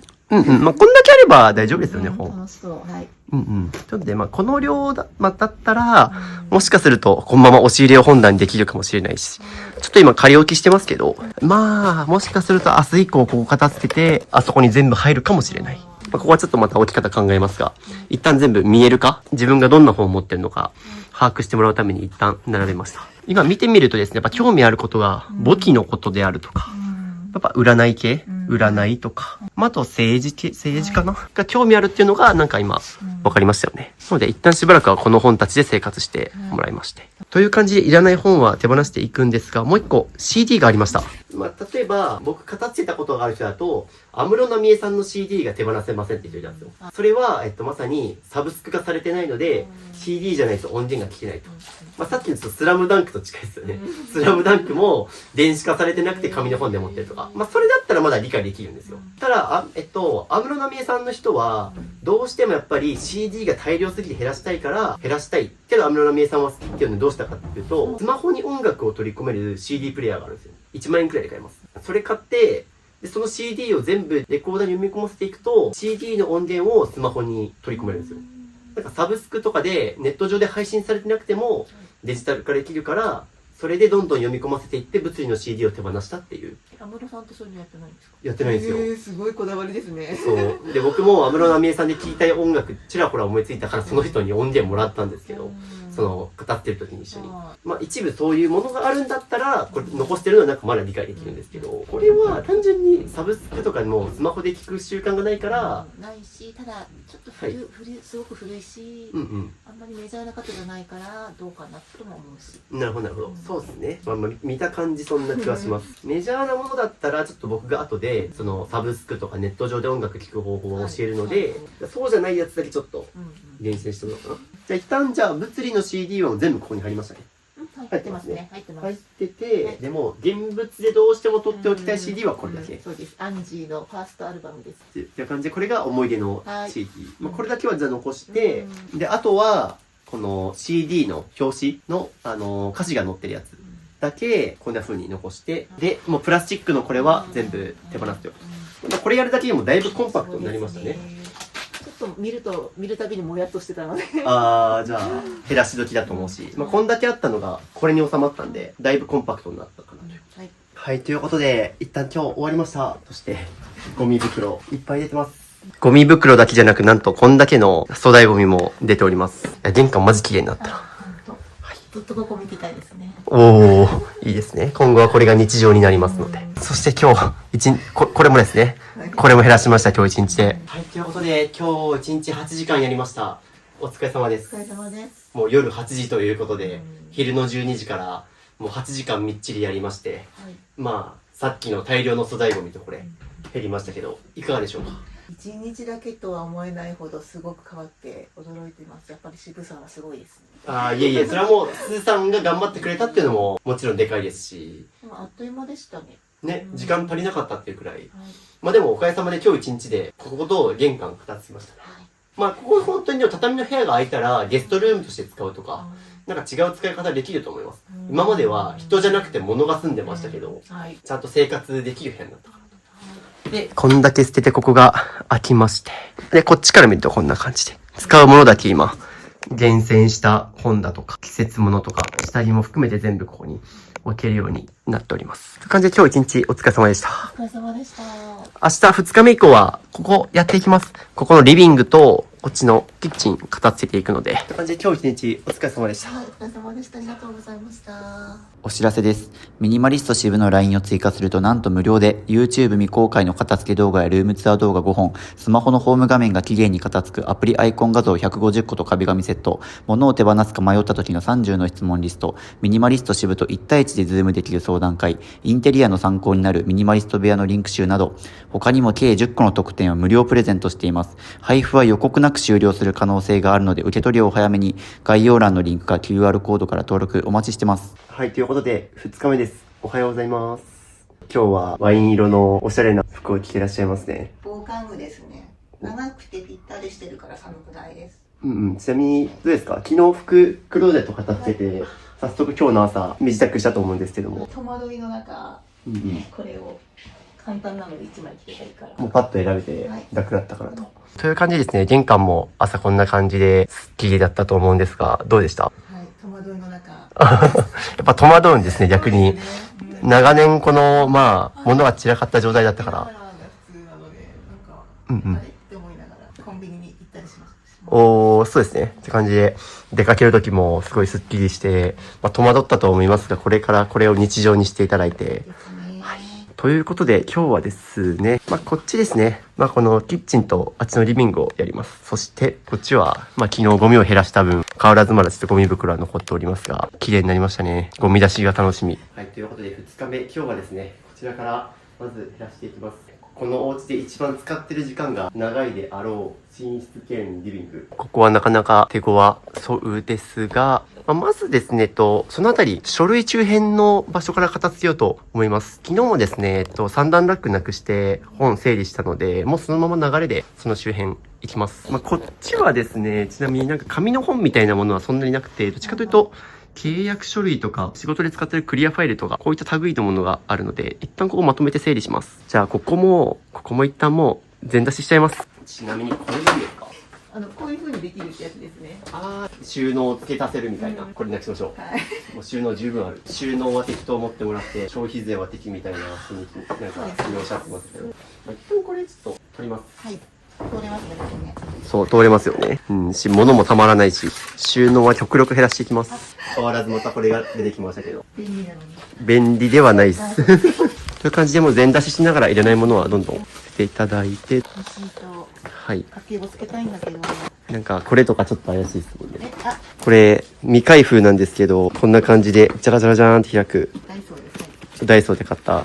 ちなみにこれは、すずさんが使ったら絶対にごっちゃごちゃになって探し物増えるやつだから、まあ後で減らすことになりそうな気がします。まあすずさんは整理収納しようと思ったら失敗すると考えた方がいいです。絶対整理収納ができるまめな性格の方、得意だったら絶対こういうお家にはなってないから、極力物減らして整理収納がいらないくらい簡単な家にした方がいいです。まあそういう意味ではこういう風に小分けするとかはあんまり発想として持たない方がいいです。この今、とりあえず中身どんどん出してるんですけど、横とかにもいっぱい物が吊るしてあるので、物が物を呼ぶという状態になってます。芋吊る式で物が増えてます。これもですね、これもいっぱい物がいっぱい吊るしてある。いやー、やっぱ広いですね、ない方が。そして、これも引き続き減らします。そして下からどんどん物が出てきますね。もうありとあらゆる場所、隙間から物が出てきます。あー、はい。これ福島のあれですね。福島に今いるんですけども。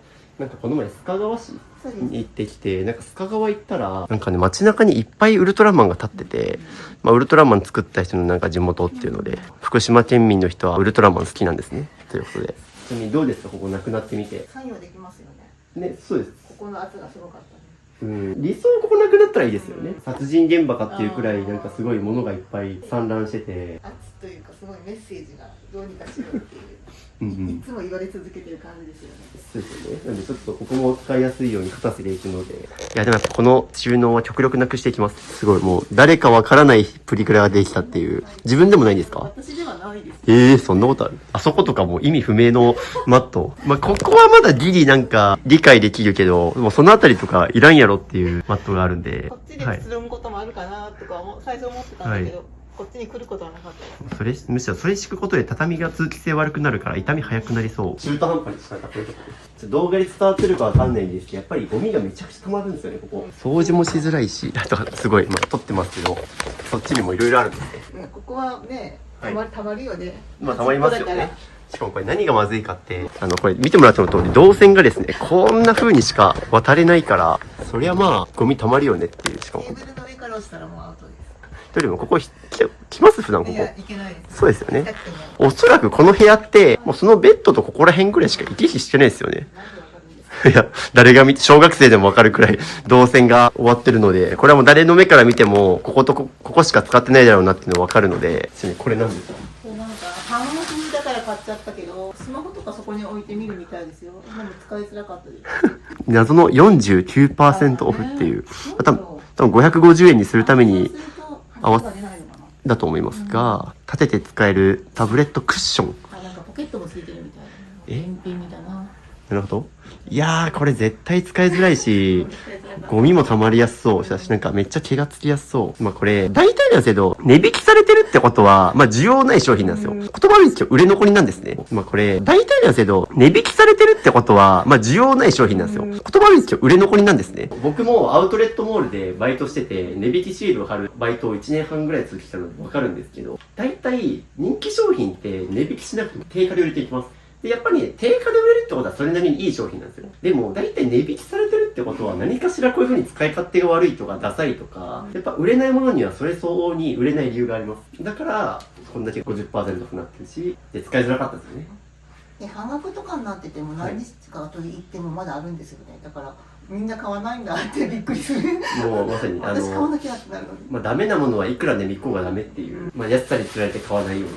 という感じでこの辺りどんどん片捨てていってるんですけど、探してたスリッパはできました、し、まあ、何気なくそこに今、コーヒーノンシュガーの飴おりましたけど、すごい場所が出てきましたね。ここから落ちちゃったんですね。多分ね、ここら辺で食べてて落ちたんでしょうけど。なので基本的に多分、あっちら辺とかの奥底に床に置いてあったものは大体いらないですよね。なくても済んじゃいましたね。あ、もうまさにそうです。なくても生活できて困ってなかったんで、今まで。それが答えです。動かします。ほい。よそうだ。ずらしながら思ったのが、毛布何重っていうくらい。まあ、寒いのわかるんですけど、にしてもすごいちょっと、毛布がどえらいことになってるんで。脳内毛布とか、寝具用の毛布とかかぶせてみました。なんでちょっとこれも一旦解体しますけど、一旦きれいにしよう。1、2、3、何重これちょっと減らしましょう、さすがに。しかも、かけすぎて、来客側の意見として言うと、何重にもなりすぎて逆にかけづらいんですよ。僕もこういう雪国とか寒いエリアの家行くと、大体みんなこたつあったりするんですけど、こたつ毛布、十分1重でもあったかいでしょうと思うから。普通のお宅ならそうでしょうね。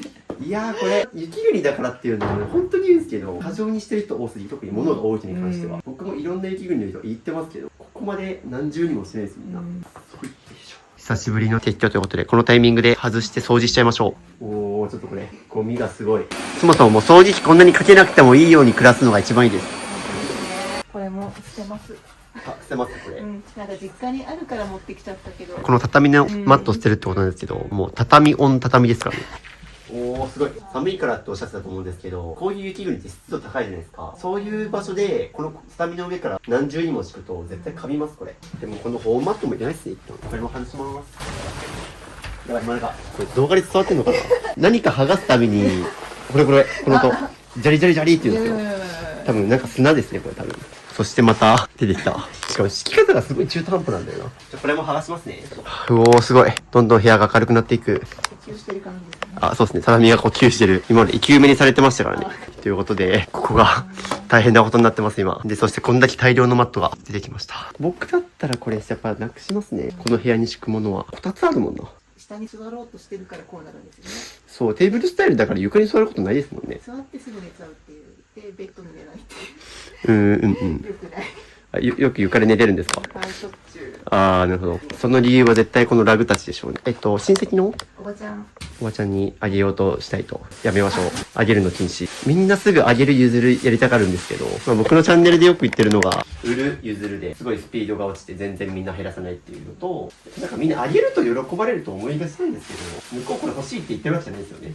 別に向こうから頼まれてもないのに、これあげるよって言われて、今まで自分もこの2日間めっちゃ減らしてきたと思いますけど、管理する手間暇は相手にかかりますから、もらえば何でも嬉しいという時代はもう終わってるので、昔は物が足りなくて何かあげるって喜ばれたと思うんですけど、もう今の時代って物余りの時代だから、もうね、欲しいものはもう全部揃ってるし、捨てる時に譲りたくなる気持ちはわかるんですけど、そういう時にもう捨ててもらって、という感じで、さっきの茶色いマットも今、手放します。いや、広いな。綺麗。おー、そして畳が若干青い。まあまあ、こうなりますね。という感じで次ここですね。このワゴンの上に大量に突っかかってるこの物の山たち。てかもう本体が見えないですもんね。まあ、見てはいけないとおっしゃってたここも、ちょっと後でこの辺り片せていきます。ここら辺のケーブル配線周りもやっぱり埃が溜まってしまうので、物をあまり増やさないようにお願いします。この椅子の、これいります？すごい絞り方してますね。これ何ですかちなみに。物入れですよ。なるほど。何も入れたことない。何も入れたことがない物入れ。これ背もたれ座り心地悪くなりますよね。もうこれはこのまんまがいいですね。よし、という感じでさら地にしました一旦。こんな感じで置いてあった家具はこっちに移動させてます。で、ここから本当に必要なものだけ戻していきましょうか。で、次僕の案なんですけど、むしろこの障子外しちゃうかもしれないです。昨日今日2日間過ごして思ったんですけど、ここ、エアコンがあるから閉めとくと多分効きはいいと思うんですよ。ただ、こう閉めてます普段。しょっちゅうこう閉めたり開けたりしてます。で、完璧に閉めて寝てますかね普段は。要は聞いておきたいのが今。ここ完璧に閉めるシチュエーションがどれくらいあるかっていうのをちょっと今のうちに確認しておきたくて。寒さ対策ですね。ただ、はい。開け閉めはしんどって思いながらやってますね。ですよね。ここにあるだけだったらぶっちゃけ関係ないんですよ。どっちみちここから風漏れるし。逆に普段からこんな感じで閉めることがずっと多いんだったら、残してもいいかなって感じ。ただ僕はない方がワンルームとして広く使えるよねっていうか、邪魔なんですよね、これ結構。やってみたいけど、でもやっぱ今は寒さ対策はありますね。なるほど。一旦これ残す前提で家具戻していくんですけど、はい、だとしたらテーブルはもうそこでしょうね。はい、ちょっとここからレイアウト考えていきますけど。って感じでここもちょっと片付けていきましょうか。時計が2つあったり、片方減らすもしくは違う場所に置くとかした方がいいですね。ここに2つあっても意味ないから。という感じでここも掃除します。というので、配置替えを行いました。じゃあ、このテーブルをそっちに移動させていきます。今までもう40とかになってて、すごい清潔感があるとは言えない。この茶色いの2枚あれば十分です。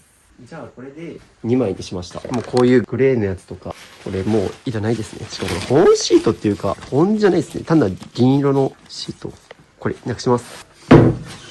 よし、これでいいですね。すっきり、素晴らしい。全く違いますね。まあ、あとは、まあ、こっちの方に、そうですね。まだあとちょっとまだ、ラックと本棚がちょっとまだ減らしきれてないんで、ここを頑張って片付けながら、まあ、必要なものだけ置くって感じしましょうか。いや、マジで。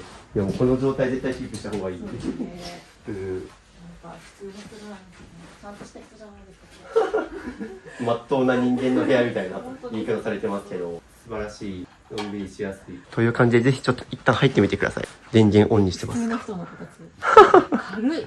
軽いですよね、そう。ここですごい丸まってたんですよ。そう、だからね、こたつ40になんかさするかしないかみたいな、寒いからって言うけど、20でも十分暖かいし、毛布を何重もくるわないと、で、ここに毛布があって、そう、暖かくなかったり。そうなんですよ。結局なんか40になってることによってなんか、隙間ができたりとか。よかれと思ってね。でもこれが使いやすいし、十分暖かいですよね。ちゃんと電気で温まろうと思います。うん、布団じゃなくて。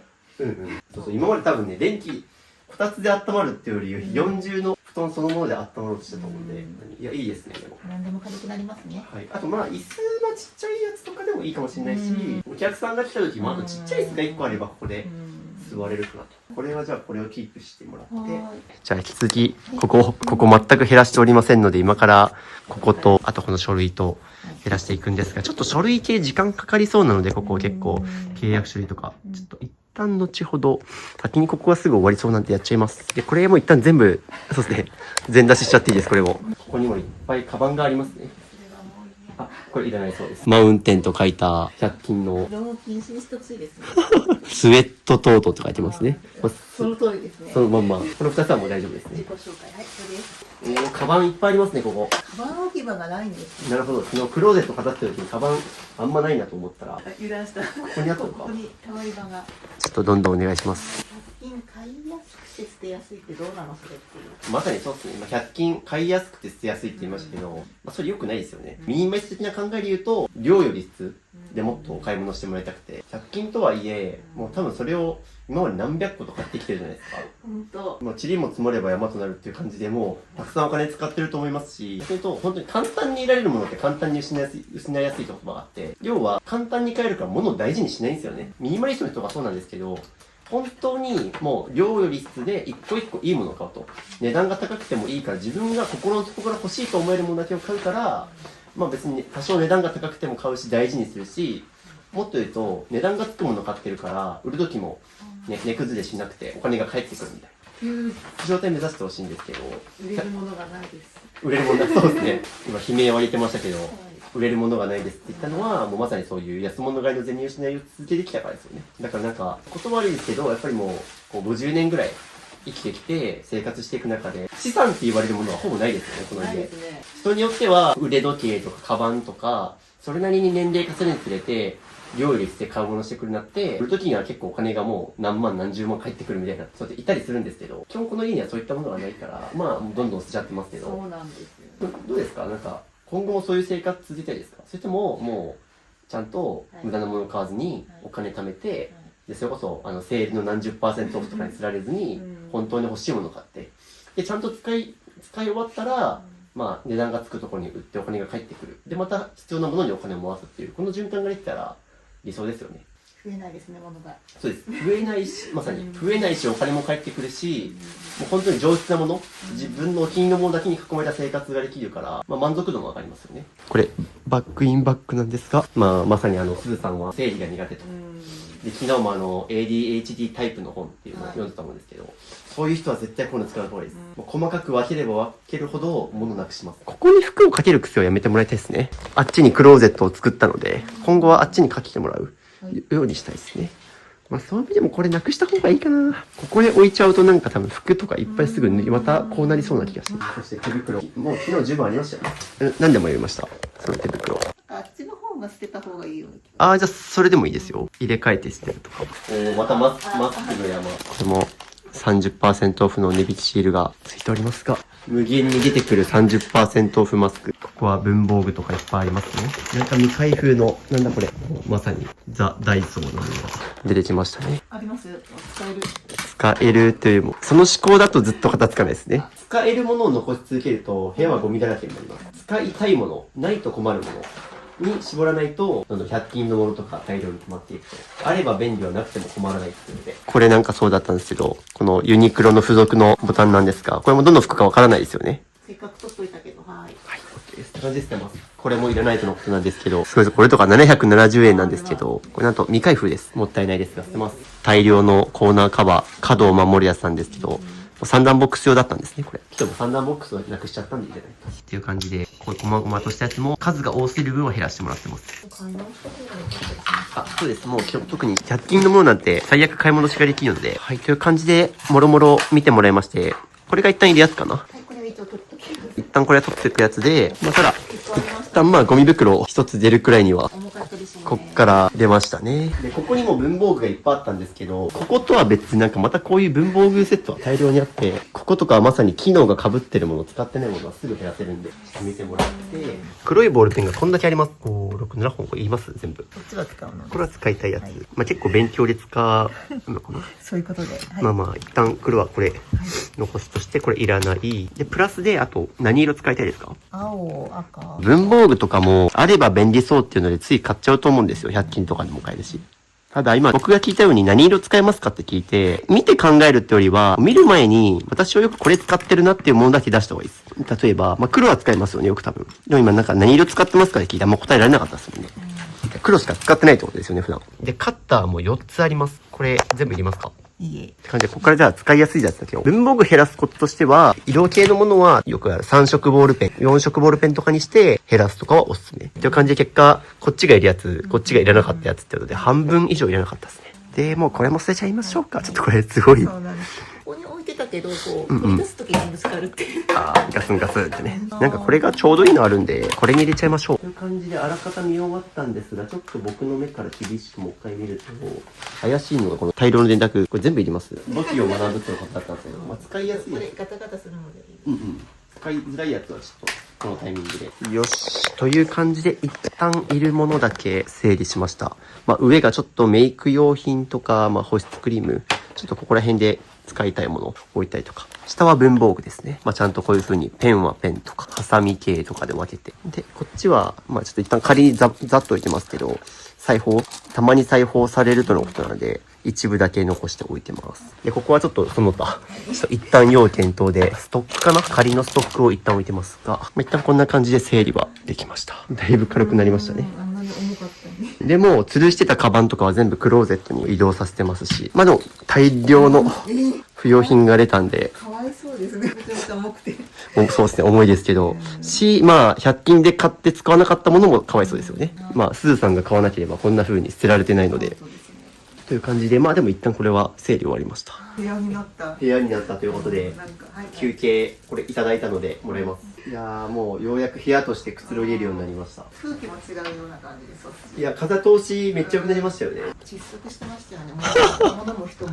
本当にそう。ここ、殺人現場みたいになってましたけど、もうすっきり綺麗ですよ、今。休憩が終わったらちょっと次、この書類系も減らしていきます。矯正いつぐらいまでかかるんですか？半年1年もかかる。なんか私もやりたいとこ思ったけど、感触が大好きなので、無理かなって。まあ大変ではありますよ。気になってる方は絶対早めにやった方がよくて、もう僕もなんだかんだ多分5年ぐらい通ってるんですよ。僕結構ガタガタだったし、職業柄外す時間も多いんで、どうしても。親御さんは矯正はやらなかったんですかね？親は全くそういうの興味なかったから。そうなんですね。お金はあったけど。そうそう。親に恨んでることがあるとしたらそれです。もっとお金使うとこあったろうと思う。まあ親は自己破産してるから、まあ言わせてもらうけど、親はお金の使い方下手です。僕の親は。破産するべく破産してんな、この親父みたいな。そういう素質あるんですか？感じは子供から見てて思います。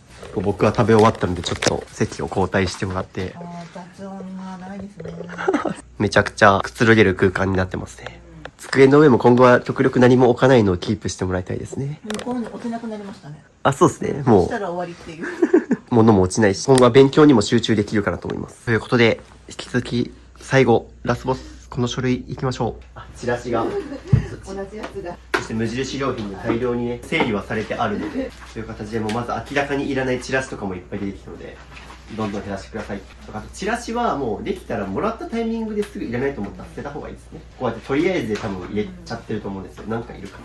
下敷きが2つ出てきました。これ両方いります？勉強したいけど、私服が忘れてきたんです最近。でも、はい結局見てないです。なるほど。服忘れたんですね。はい、そうなんです。じゃあ、6×8 は6波48、おー。じゃあ、9×7 はチック63。おー。いけるじゃないですか。第1か。大丈夫。これで入ってますよね。不要品の買い取りはっていうので、お家がね、不要品でいっぱいだから使うかもっていうので、残したと思いますが。もう僕が来たんで、もう大丈夫。大丈夫。よかった。はい。まあこれあれですかね。なんか、まあ一応使ったやつの余りって感じですかね。そうです、そうです。使ったやつの余りも、もうケチャッピリストのいるやつだけ戻した結果、いるのこんだけで、もうこっちはいらなかったです。いい金額が欲しかった。ああ、ほんとだ。動きやりならね。確かに、さっきは電卓4つありましたけど、100均のばっかりで、こういうカシオとかシャープとかいいやつ欲しかったんだなっていうのありますから、でも今後こういうのを買った方がいいですよね。だって100均のやつ今までこんなに少なかったら、そのお金で買えてますよ、絶対。今後はこういう欲しいものを値段妥協せずに買える人生を歩んでいただいて。だから今まで欲しいけどお金がないからって言って欲しいものを諦めてきた人生だと思うんですけど、それはもう本当に自分にとって必要なものが分かってないからこうやって無駄に買っちゃってお金がたまらなくてっていう、一番最悪なんですよね。お金がたまらない、ガス物買いの全入しないする、でまたお金たまらなくてってこの繰り返して一向に自分の欲しいものが買えないっていう、そして家もゴミだらけで整理整頓できず。よっぽどコンプレックスあるのかな。ね、そうですね。二つ目の掛け算区間ありますけど。全然できてますよ。ちなみにすごい。これですね、開票結果を読み上げたんですね。読み上げというか、その好きな党の、はいちゃんと票がちゃんとなってるかってことを見守りに行く。夜中までやってました。30分おきぐらいに。うんうん。今何秒です、今何秒です。とか、開票立ち会い人もやったことがあるそうです。ぜひ皆さんやってみてください。選挙に行きましょうということで。インチキはないので行ってください。おー、そうですね。ちゃんと数えたんですね。私は数えてるのを見守る。それくらい政治が好きっていうそうです。という感じでこれ入れなかったですか？すごい大量の、ほぼ彼女ないですかこれ。いや、こっちにあるんです。だとしても、すっからかんですよ、だいぶ。大量にいらない書類が出てきてる。令和何年かで困った時は、2025年じゃないですか。下2桁足したらなります。すごい。っていうので、これとかまずいですね。この確定申告27年度のやり方なんですけど、これも絶対やり方変わってます。情報古いやつは捨てましょう。もうそれこそ、インターネットとかで確定申告やり方とか、それこそ YouTube とかにも上がってると思います。そっちの方は多分最新の情報上がってるんで。ちなみに今ちょっと俺気になってたことがちょっとあって、さっき寒いからっていうので、この辺りいろいろ2つの何重化してるやつを減らしたりとか、福島にいらっしゃるので、寒さ対策は必要って言って、いろいろ敷いたりされてましたけど。これわかります？なんでしょう。やっぱり、ね、エアコンもつけっぱなしで、極力温めるようにしたいから、こうやって閉めるって話もさっき言ったじゃないですか。これ実は昨日からずっと気になってたんですよ、これ。今の話してもわかんない感じですか？開けっぱなしね。あ、それです。まあ僕は多分まだ福島来て、2日目だからちょっと待たせて、結構、こういうの着てますけど、寒いっていう割にずっと開けっぱで、僕いつも閉めるために自分から閉めに行ったんですよ。こういう。あら。そうなんですよ。こういうのを多分直すだけでも、もっと暖かくなるはずなんですよ、これ。この感覚がちょっと僕からすると、まあ一言で言うとありえないっていう状況。エアコンつけてるのにここ開けるんだっていうのがあって、結構寒い風がビュンビュン入ってくるから、僕も多分昨日から実はこっそり何回もそこ閉めてるんですけど。それは。はい。ありがとうございます。なんで、そういうのをなくすと多分無駄な、ああいう布を何重にもするとかいうのが多分必要なくなると思います。っていうのはちょっと気になったことだったので、ぜひ。こういう感じですね。大量のポイントカードとか、ちなみにこのヨドバシゴールドポイントカードは、スマホアプリがあって、これ電子化できますね。という感じも、あとこんな感じでポイントカードとか診察店とかいっぱい入ってるんですけど、まあ、一応この中には入ってるんですね。なんで、ぜひ、紙の書類を整理するときは、いらない書類も減らしつつ、あと多分銀行口座とか、さっきの診察、ポイントカードとかいろいろ出てくると思うんですけど、まとめてやると便利です。説明書なんですけど、説明書はここに型番が書いてあります。こういう感じのこの型番を、だいたい、例えばこれ、ラジカセですね。ラジカセの本体の方に、その型番が書いてるんですよ。これで検索すれば、同じ説明書がネット上でダウンロードできます。あと、おすすめは、トリセツってアプリがあって、そのアプリダウンロードすると、例えばこの商品名入れたら、もう勝手に説明書ダウンロードしてくれて、もう家中の家具家電全部登録できるんですよ。なんで、そういうアプリ使うっていうのもおすすめ。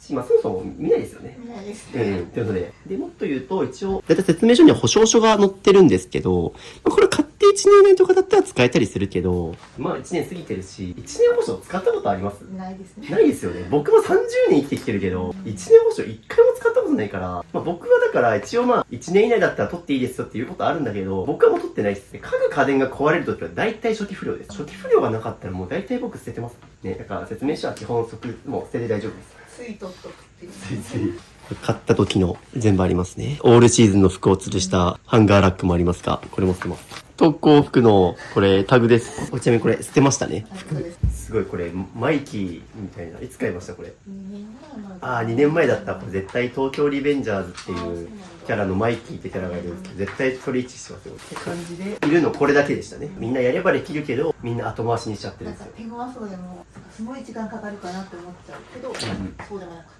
そうですね、ここだって今、30分ちょっとで、もうほぼほぼ。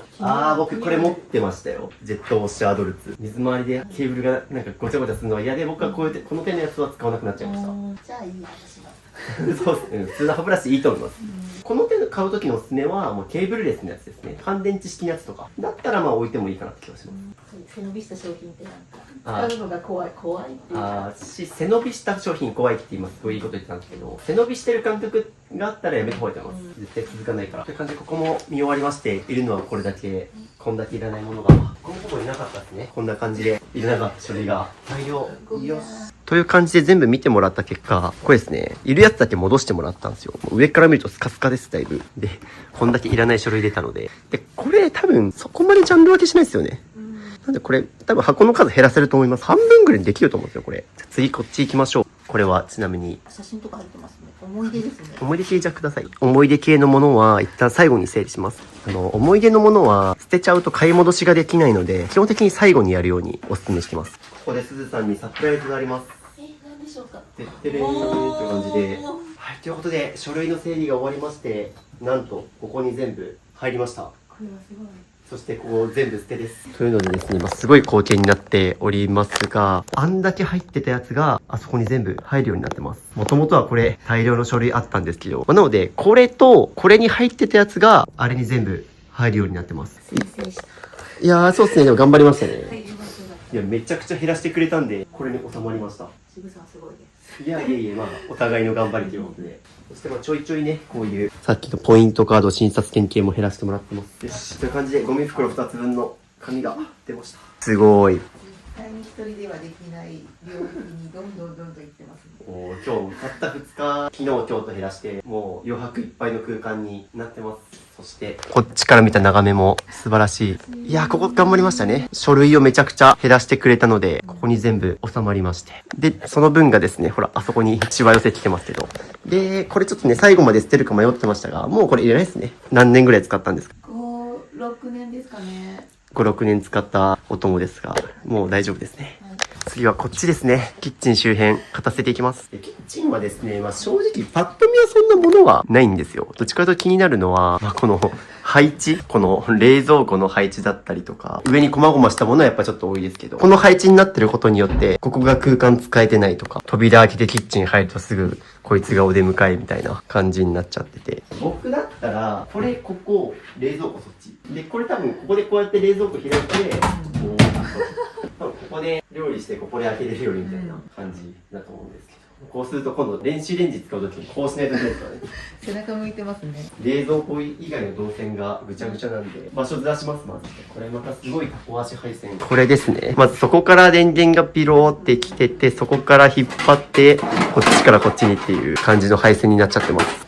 減らしてこれがもういっぱい出てきたんです。基本的に僕物が散らかってる人の物減らしたんですとかは信用してないんで。だって物減らしたんですって言ったらあんな大量のゴミ袋出ないじゃないですか。まあ自分なりにね頑張ったと思うんですけど、まだ減らし足りてないですね。減らしたかもしれないけど。そしてここに無限に貼ってるマグネットのアイテム、冷蔵庫あるあるですけど、みんなペタペタ貼りたくなるんですよね。ここしかも貼ってるけど何も使ってないもん。使えてるのこのクリップ、しかもこのクリップも1個しか入ってないし、あとこれです。これですね。この輪ゴムかけるのとしか使えてない。これも空ですからね。あと見てもらいたいのはこうなんですけど、普通の冷蔵庫じゃ絶対にありえない配置にこのマグネットが裏面ですからね。普通じゃ絶対使わないやり方なんですが、まだそしてこっちもあるわ。こっち使えなくないですか？もう届かないですよね、手。これちょっと待ってくださいね。今、これ取ったんですけど、これ裏ですよね。裏、こうじゃないですか。これの支えのために。あれを支えるためにしたから、もう物が物を呼ぶっていう最悪の負のループができてますが、これでまっさらになりました。で、このタイミングで下これ、そもそもこれはシート機体ですか？この部屋。とりあえず、はい。だとしたら、まあ、置いといてもいいけど。じゃあ、そこずらしまーす。ここ敷いてないんだ。こういう感じで、僕やったら冷蔵庫はここにしますね。で、この隙間にこいつを入れていきます。まあ、こういう形がいいです。さっき、こう置いてからオープンが来てましたけど、もうここで開けれるし、冷蔵庫も一歩歩けばこっちから開けれるんで、そんな遠くないですし、まあ、なのでこっちですね。このドアから入った時の眺めが全然変わりますね。衝撃でした、これ。そうですね。でもこれ普通ですよね。じゃあ、まあ、一人暮らしは何回かされてますよね。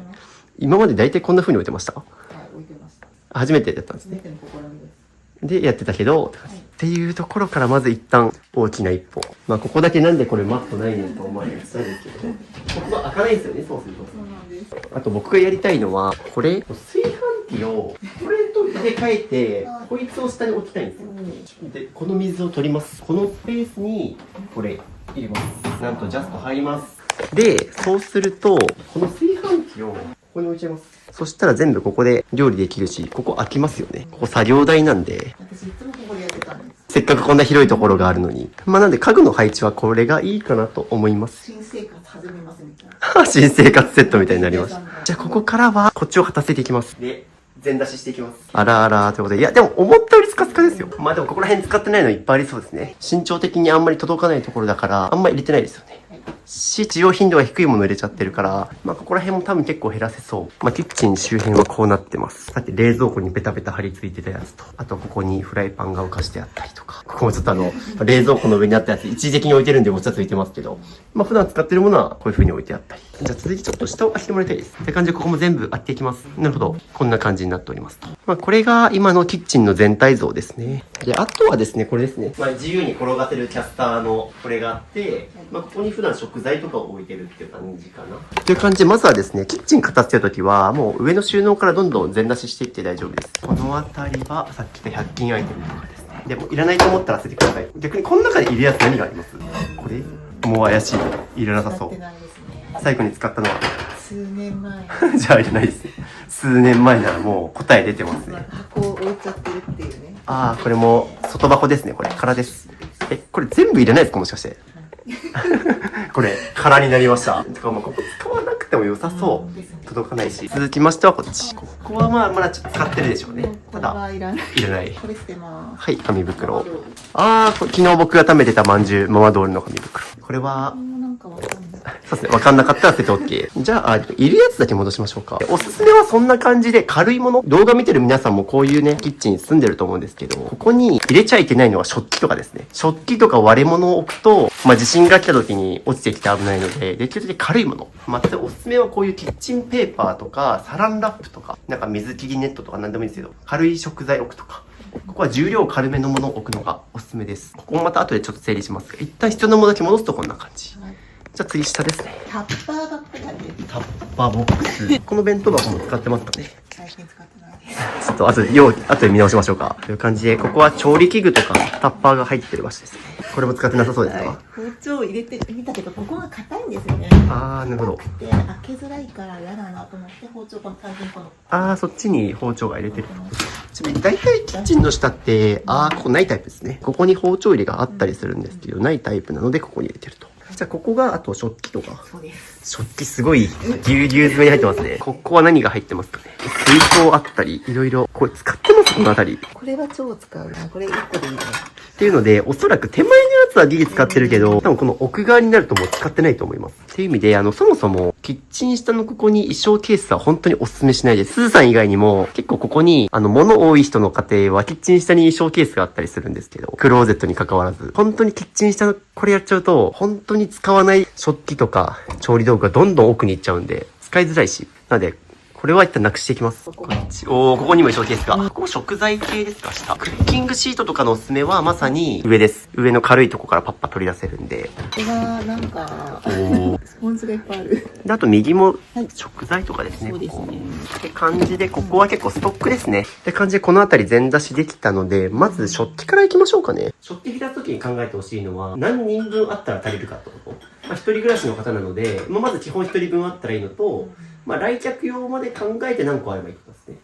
まあ、例えば、来客の時にじゃあ、プラス一人までは出したいねとか考えるんだったら、もう二人分、まあ、自分一人用プラス来客の二人分までとか、考えながら減らしていくと早いです。っていうと、どのぐらい残したいですか？ 1.5 で。1.5 しましょうか。そうですね。いいですね。ここを見てて思った問題点としては、衣装ケースで分けてる割にはジャンル分けされてない。要は、食器だけ入ってるんかなと思ったら、意外と弁当箱から調理道具やら、何やらいろいろ入ってて。だからごちゃごちゃして何がどこにあるか分かりづらくなるんだなっていうのは一つあります。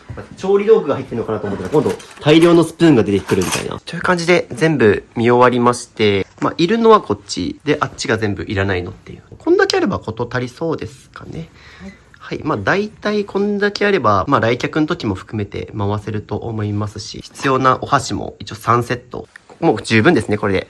じゃあ、これだけあっちに戻していきます。で、今からここにですね、必要な食器戻していくんですけど、衣装ケースなしにして、これ1個あればいいと思います。これを置いて、もうどんどん直置きします。いかがでしょうか？もうこんな風に直置きで大丈夫です。こっちの方が自分の持ってる食器の量把握できるからいいし、食器出す時も、洗って戻す時も簡単に出せますよね。っていう感じで、いるやつはこれだけ、あっち全部いらなかったです。半分以上いらなかったですけど。ってなったら、これも衣装ケースなしで、あそこに直置きできちゃいます。はい、という感じで、仮ですけど、一旦そこにそのまま直に置いてます。これ書類片付ける時に余った、これがおすすめかな。結構これ、キッチン下収納で使ってる人たまに見るんですけど、書類ボックス。という感じで、必要なものは全部こんな風に直接入れ込みました。そのために大量にここ減らしてます。衣装ケースとかも全部。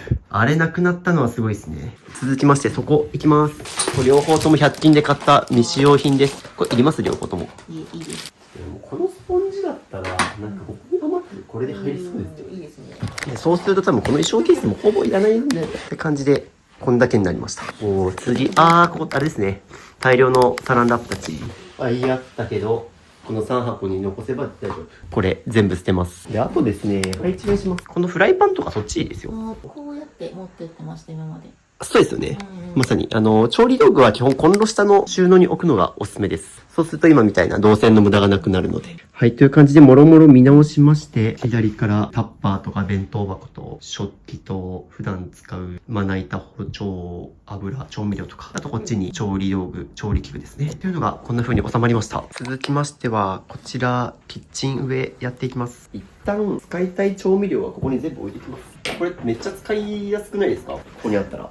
ですね。だって、今までってここで料理してるのに、この冷蔵庫のすっごい奥にあったんですよね。絶対ここの方が使いやすい。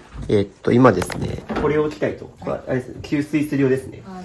僕どっちかというとおすすめはこっちなんですよ。これなんでかっていうと、掃除がめんどい。これ洗濯しないといけないですよね。はい。これだったら、皆さんキッチン掃除するときに、こういう布巾で拭くじゃないですか。っていうときに、これだったら、こっちの汚れも水垢とこれ拭けちゃうんですよ。これの場合は、これのためだけに洗濯機に放り込むっていう手間が増えちゃうから、僕のおすすめはこっちです。そうすると、何も置かなくていいですね。こっち中心にして、これ、僕だったらこれなくしちゃうかな、もうこれ。これいらない。これなくした方がいいと思うんだよな。そしたらここに調味料置けるじゃん。これ、すごいですね。このワイヤーにいろいろ絡めて置いてたと思うんですけど。これなんか出っ張って邪魔だし、これなくしちゃいましょうか。これもこうやって増設してるのか。これなくていい気がします。おすすめは、もうこのワイヤー自体なくしちゃって、これをもう直接ペタッと貼っちゃう。で、吊るすっていうのも一つ手です。じゃあ取りましょうか、これ。一旦全部取っちゃおう。なんか悪くはないけど、綺麗ではないし、なんか物が溜まりそう、ここいるの。こんな風にかけていきましょう。際立ってますね、そうですね。でも迷わないですよね、探すとき。確かに。そうなんですよ。際立ってるっていう言葉が大事で、使うものだけがパッとわかる状態にしとくっていうのが一番いいです。今までそーっと取ってましたから、いっぱいついてて。そうですね、これが落ちないように。多分ですけど、さっき冷蔵庫に貼ってあったこのマグネットのこれとか、ここにあれついてる。おー、すごい。そうすると、あんま増やさないでほしいけど、こういうことはできます。ただ、ここに掃除道具があるのあんまりお美しくはないですね。まあなので、こことかに書きとくからいいかな。って感じで、ここにどんどん吊るしたり、かけたりしていってですね、ここ減らしていってます。はい、という感じで片付けた結果全部入れ込めまして、このワイヤーもなくなりました。ごちゃごちゃ。すごい。もう必要なもの全部この辺りに吊るしたりかけたりしてますし、使ってる調味料類も全部ここに収まっております。そしてここは何も置いてない更地。そしてここに炊飯器が置けるようになったり、計量器も置けるようになりましたね。いや、めっちゃ料理しやすいんじゃないですか、これ。やばい、料理しなきゃですね。そうですね。まあ料理したくなると思います。という感じでワクワクされてますが、一旦この上はこれで終わり。ということで、次がこちらです。ここに大量の食材とですね、ラックがあるので。で、怪しいのがこのラックの下。これ何が入ってました？ちなみに。これ実家にあったから持ってきちゃったやつで。はい。これでいいです。あ、そうですね。それしかもまだ無限にあったもんな、それ。ここからティッシュが出てきたりとか。うわぁ、もうこれ、水分なさそう。何年前に買ったんだっていう。水分あっても怖いですよね。し、めっちゃ埃かぶってるから、ちょっと怖いですね、この全部ゴミだっていう。多分ここそうなんですよ。全部ゴミのはずなんですよ。なんか見た感じ。とりあえず空いてたから入れたみたいな。という感じで、ここ必要なのこれ1個だけでした。他全部いらないもの。そしたら、ここの食材ここに入れれますよね。ここはやや分類はされてあって、こういうお弁当箱とかぼちらん用で買ったんかなって気がしますが、使ってますね。しかも、さっき捨てたばかりのカトラリー系のもうあるからいらないですよね。なんかここに引き出しが、ここもちょっといらないのありますよね、絶対。で、さらにこれ、収納の中にまた収納っていう。ここはもう使わなくていいんじゃないかな。ここ空にしときます。ここに入ってるので必要だったんで、この4つだけ。という感じで、この2つ空いたので、必要な食材全部ここに入れ込みます。ここは、なので、食材ストッカーにします。すげえ、入った。はい、という感じで、不要なものを減らした結果、なんと、食材が全部ここに入りました。この食材たち、もともと、あそこに入ってたやつなんですよね。衣装ケースバンバンに詰め込んであった食材たちが全部ここに入りました。で、そうすると、例えば、この賞味期限があと10日に迫ってきた、このチップスとかも含めて、手に届くところに置けるじゃないですか、これ。今までって、まずこの蓋開けて、衣装ケースから取り出してっていう、二重の手間がかかってて、ここの食材なかなか目につかないし、取り出せないしっていうことになってたんですけど、もうここでいつでも食材出せますし、もっと言うと、自分の残量わかりますよね。なんで、まあ、スーパーに行った時も、同じ食材、ね、まだあるのに買っちゃうみたいなことっていうのが、今まであったと思うんですけど、もう今後は無駄な買い物も減ると思います。という感じで、キッチンが生まれ変わりまして、大量のゴミも出ております。どうですか、こんだけ減らしてみて。一人でちまちまやるのも楽しいかななんて思ってたけど、はい、終わらなかったし。なんか片付けできない人ほど、片付けしたくないという割にはちまちまやって、片付けが趣味ですみたいな。やってる気になってる人すごいです。これね、ちょっとあんまり言い過ぎると怒られそうなんですけど、よく僕、インスタグラムとかで、捨てたもの日記みたいな記録がいてるアカウントがちょいちょいあるんですけど、まあ、捨て活の記録みたいな。なんか1日1個捨てたものを載せていきますみたいなアカウントあるんですけど、そういう人たちの部屋見ると大体片付け終わってないんですよ。これを取って記録してあげるってことが目的になっちゃってるせいで一向に片付いてないっていう。本質的なこと言うと、みんな捨てたものを誇りすぎ。こんだけ捨てましたとか、これを捨てましたとか。もちろん僕もこの動画としてはじゃあ3日間片付けて、こんだけのゴミ袋が出ましたっていうのは客観的な記録としてやるけど、なんかみんな捨てることが目的になってて、何個捨てましたとか、これ捨てましたっていうのをなんか自分の誇りにしてる人がちょいちょいいて、僕からすると捨てたものよりも、捨てて何を残してどういう暮らしをしてるかってことの方が大事だから、短期集中でやってると思いましたよね。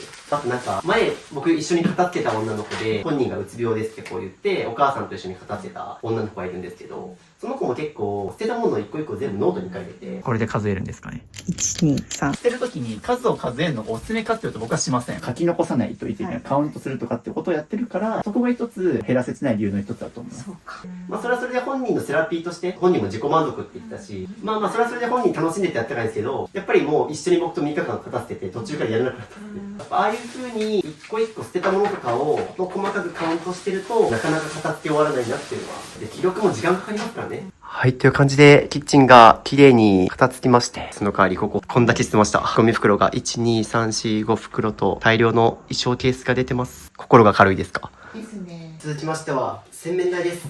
今日2日目ラスト、ここまで減らして終わりましょう。ということで、ここがエアコンがない場所なんで、2人ともちょっとね、あったかい格好になってますが、ここはですね、問題点は、ここですね。ここに大量に収納してある、これですね。と、なかなかのボリュームの、ただね、多分奥の方とか絶対もういらないのばっかりな気がするので、ここ全出します。はい、という感じで、こっち手前がいらないやつ、奥がいるやつ。じゃあこれだけ戻していきましょう。ということで、必要なものだけ残したら半分で済みましたね。いや、いいですね。ペースが早い。でもここ3分ぐらいで終わってます、ここ。じゃあ続きましては、上行きましょうか。ここは、一本でいいです。そうですね。歯ブラシ多い。はい。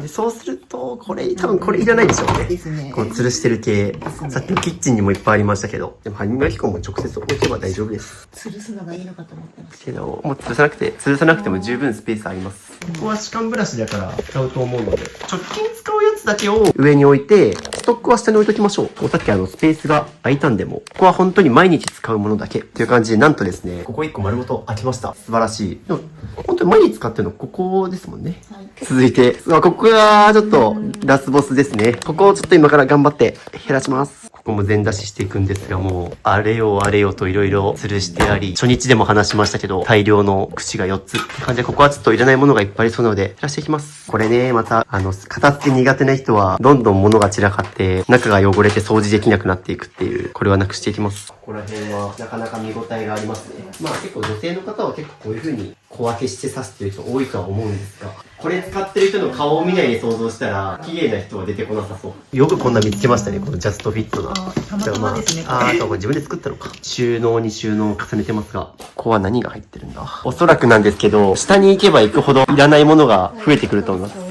もうとりあえずボックスみたいな感じになってますよね。これメイクポーチですね。これ取っ手がついてるので、例えばこれを持って洗面台に行ってメイクしたり、ダイニングテーブルとかでメイクもしたりとか。これにまとめとくとどっちでも使えて便利かなと思います。という感じでここも全出ししたので、必要なメイク道具は全部ここに収めていくという方針にしました。こんだけあれば普段の自分のお顔が作れますね。櫛、ここにも大量にあります。ここら辺は結構やばい。不要品の巣窟な気がします。櫛を出してもらった結果、これは一応髪染める用ということなんで、だとしてもコームが6個ありますね。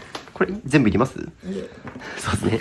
という感じで普段使ってるやつだけに絞ってもらいます。あと、こっちです。ちょっと待って。これなんと大量の歯ブラシストックがあります。歯ブラシもね、安いと買っちゃうんですよね。そして半額。こんなに歯ブラシ持ってる人初めて見ました。しかもすごいちゃんと確かに全部安い。ちょっと待って。これからです。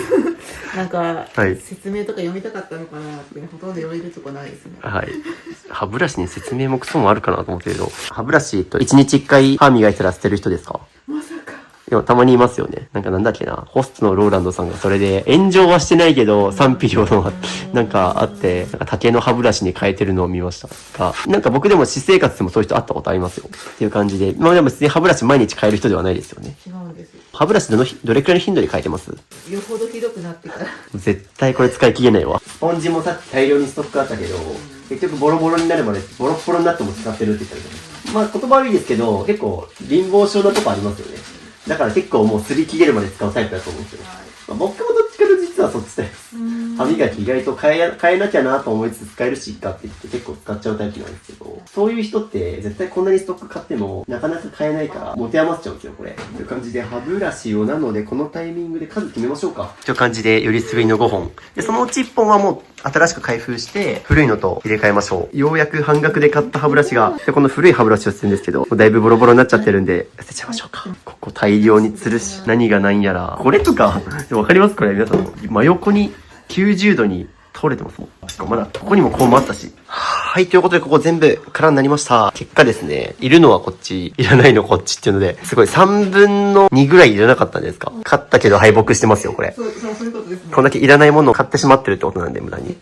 もう極論言うとこれなくして、この状態で収まるのが一番いいんですけど、さすがにこの量まだ入んないから、本当に使うものだけを厳選して戻していきます。はい、という感じで全部見終わって捨てた結果ですね。なんとか収まりました。ちょっとまだごちゃごちゃしてますけど、一旦ね、大量に吊るしてたあれがなくなって、そのまんま置けるようになり、埃が飛んでおりますが、コームとかも含めてですね、もう直に置きましょうということで、もう吊るさなくても大丈夫。もう必要なものは全部ここに収まりました。ストックも一応ここに半分以上減らしたので。どうですかねこれ見てみて。しょっちゅうガターンってなっていろいろ落っことしてたので、そういうのが減ると思います。で、僕、スタメンのメイク用品を箱に全部固めてもらいました。そうすると、こっちでもメイクできますね。で、あとさっき、ここに鏡を置いてるので、ここに鏡持ってきてもらって、こっちでもメイクできます。で、あと結構ですね、女性の方とかは、窓周辺だと自然光が入って、顔が明るく見えるから、結構窓際でやってる人も多いですね。なので、ここでもいいし、あっちの水回りで、2ウェイで好きな場所でメイクできるかなと思います。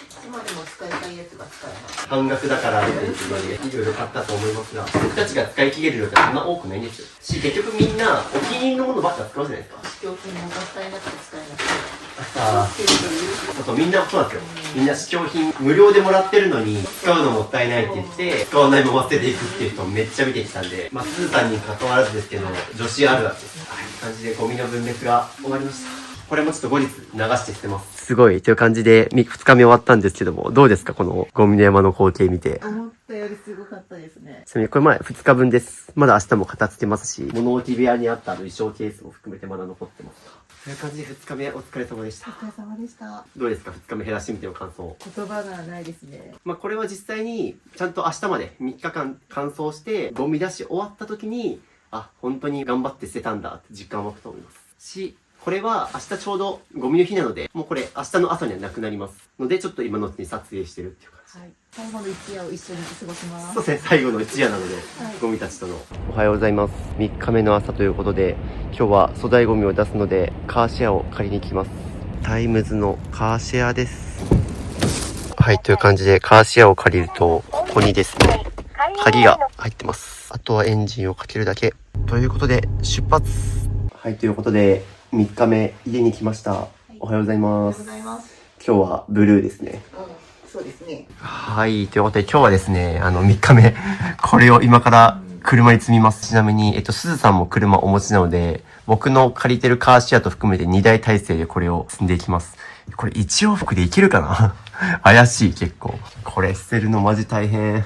で、そのままこっちに行くと、ゴミがなくなってる。すごい、朝からゴミ出しお疲れ様です。ありがとうございました。はい。そして、これもですね、これも粗大ゴミなので、これも車積まなきゃです。はい、という感じで、ちょっと朝から掃除した形跡とかありますけど、どうですか今日ここで綺麗になった部屋で過ごしてみて。いいです。いいです。目にゴミが入らなくなりました。目にゴミが入らなかった。まあ実は結構ね、撮影中も目に埃が入ったっていうので、もう結構ね、多分4、5回ぐらいは撮影1回止めながら休憩してやってるんですけど、まあそれくらい今までゴミと一緒に暮らしてきたということで、でも本当にそれがなくなったっていうのは、昨日からなくなりましたね。良かったです。素晴らしい成長。もう今後はね、そんなにゴミとか埃たまらないと思うので、ね、しかも朝からこうやって掃除機使うようになってて、素晴らしい変化ですね。今から肉体労働が始まるんで、頑張ってゴミを積みましょう。はい、頑張ります。はい。綺麗だった玄関が大変なことになってますということで、積もう。3段ボックス2つでもパンパンになっちゃってるんで、解体作業をしてます。解体しないとこれ入んない。そして鈴さん側の車もこんな感じでもう衣装ケースバンバンになっております。という感じで出発です。鈴さんの後ろをつけてます。ということで最近免許を取って5ヶ月目になりました。ついに車を固くなに持たないと言ってた僕がこの片付け企画のために粗大ゴミを運ぶためだけに免許取ったんですけども、もうなんだかんだ5ヶ月が経ちました。車の運転も慣れてきてめちゃくちゃ役立ってます。この物減らしコーチングの減らすスピードがもうこの車のおかげでぐんと上がったので、物を捨てるスピードが上がったっていう意味では取ってよかったなと思ってるんですけど、特に今福島にいるんですけど、こういう地方に来た時に取ってよかったなと思いますね。やっぱり足として行動範囲が広まりますし、車がないからっていうので諦めてた撮影場所もちょいちょい行けるようになったので、いろんな視聴者さんのところに全国どこでも駆けつけるようになったので、そういう意味では車取ってよかったなと思ってるんですけど、だってやっぱり車取ろうと思ったきっかけの一つがこの使ってるタイムズカーシェアですね。これがもう全国どこでも今結構地方でもあるから本当にありがたくて、しかもこれ僕が使ってるタイムズカーシェア月額880円でサブスク会員になりつつ、車のランクがベーシック、ミドル、プレミアム3種類あって、これが一番下のベーシックモデルなんですけど、15分ガソリン代込み220円なんですよ。ガソリン代込みの220円だから、1時間乗っても880円っていうので、12時間プランとか24時間借りっぱなしプランとかあるんですけど、確か12時間プランだったら5500円とかで借りれるから、割と1日ドライブしたりとかするのにも使えますし、あとこれ何がいいかって、スマホアプリ完結なので、会員証とか物理カードとかいらないんですよね。だから財布もかさばらないし、スマホがあれば全国どこでも車をパッと借りてパッと返して来かも安いっていうので、本当に、タイムズカーシェアがあるから、友達が結構タイムズカーシェアとか使ってて便利そうだなと思ったので、ちょっと僕も免許取ってもペーパードライバーにならずに、たまに車普段使いできそうだなと思って取ったんですけど、本当にこれ神サービス。そしてあと僕はもう免許取ったんで今後引っ越し、今まで2台でやってたんですけど、車で引っ越し、自分でできたらいいなと思ってます。やばい。ゴミ処理場です。減らします。ということで捨てました。という感じで、ゴミ処理場で捨て終わったんですけど、やっぱり物を放り投げる瞬間は心痛みますね。ということで、戻ります。はい、ということでゴミ処理終わりまして、僕が330円、すずさんが165円ということで、初めてのゴミ処理場です。どうでした？ちょっとおじさんがピリピリしてて怖かったので、いや渋さんも大変だなと思いました。そうですね、ゴミ捨て場あるあるです。結構作業員の方が、すごい怖いというか、冷たいっていうのはあるある。Google マップとか見ると結構わかりますね。この作業員さんはちょっと冷たいですとか、結構評価いいところは、作業員さんの対応がいいですみたいな結構言ってくれたりするんですけど、お疲れ様です。という感じでゴミを捨てたので、車を返却します。ご返却の際はエンジンを停止してください。はい、ということで、ゴミ出しが終わりました。お疲れ様です。お疲れ様です。おー、ついに粗大ゴミがなくなった。はい。ということで、いや、ゴミ出し大変でしたね。ということで、ようやくここがゴミ出し終わったので、ラスボスというか最後の部屋ですね。片付けていきます。ちなみに、初めてゴミ処理場行ったと思うんですけど、どうでした？ゴミを最ボンボン。初は丁寧にやってたんだけど、隣の人がボンボンやってて、係の人も結構ボンボンやってて、私も最後はボンボン投げてました。そう、あれ結構心痛みません？そうですね。そう、僕もあれはもういろんな場所経験してきてるからあれなんですけど、もうみんな流れ作業のようにどんどん放り込むんでね。でも、すずさんの素晴らしいところはもうあんだけ大量のゴミ袋をいっぱい捨てて、かつ、今日、ちゃんとゴミ処理場まで車で運転して、で、大変な作業、積み下ろしやって、あそこまでやって、ちゃんと物を減らす痛みを分かってる人なので、今後も絶対リバウンドしないでしょうね。物が大量の時はあんな感じでちゃんとゴミとして捨てるってことやると、捨てる痛み伴うので、めちゃくちゃ反省しますよね、あれ。ですね。もうあんまりはい、もうちゃんとしようと思います。そうですね、もうあれしたくないと思ったのでね。っていう意味でも、ちょっとね、いい経験だったんじゃないかなとあれば。なかなか一人じゃ経験できなかったので、ありがとうございます。ああ、いえいえ。もう僕、全国のゴミ処理場を制覇するのを目標にしてるくらい、もうあっちこっち行ってきてるので。ご朱印もらいたいですね。いや、本当に、もう本当に僕ゴミ処理場巡りしてますよ。よし。ということで、じゃあここ減らしていきます。で、早速さっき粗大ゴミ出してきたばっかなんですけど、もう早速これいりますか？そうですね。次回以降はまたご自身の車でこれ積んでもらって、たらもうこれじゃあ大丈夫ですね。はい。出しちゃいましょう。っていう感じで、ここもどんどんいらないものを減らしていきます。ちなみにね、ゴミ処理場が16時までだったら間に合うので、頑張れば。頑張りたい。頑張りたい。あと2時間半あるんで、移動含めたら、3時過ぎぐらいまでに終われば。なんであと90分ぐらいでもしここら辺頑張ってくれたら捨てに行ける。よし、頑張ろう。で、これ結構そうですね。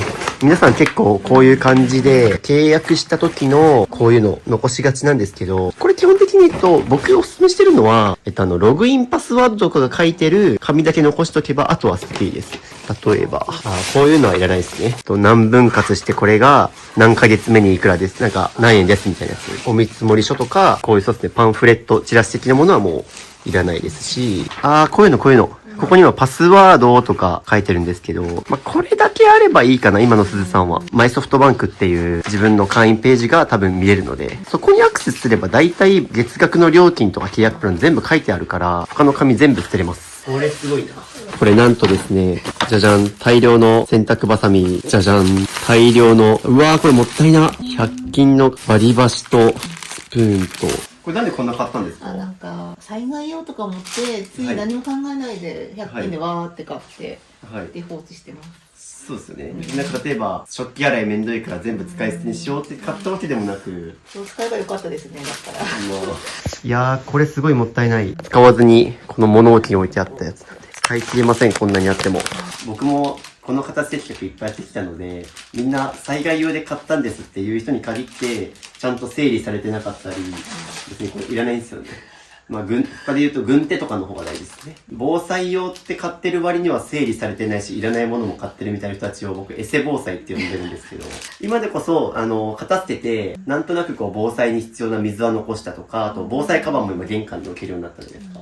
まあ、今でこそなんか少しずつ防災対策できるようになってきたけど、まあ、そもそも物が多い時点で防災できてないしっていうのもあるし、まあ、これはその時の名残で買ったやつですね。何もそうです。なので当時何も考えずに買った時の名残のものなんで、もう大丈夫ですね。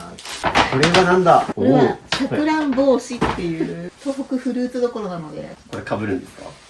どうぞ。推し活で。これ推し活なんですか？はい、そうです。地元福島を支えるためにこ。れ山形なんです。あ、山形。山形といえば、はい。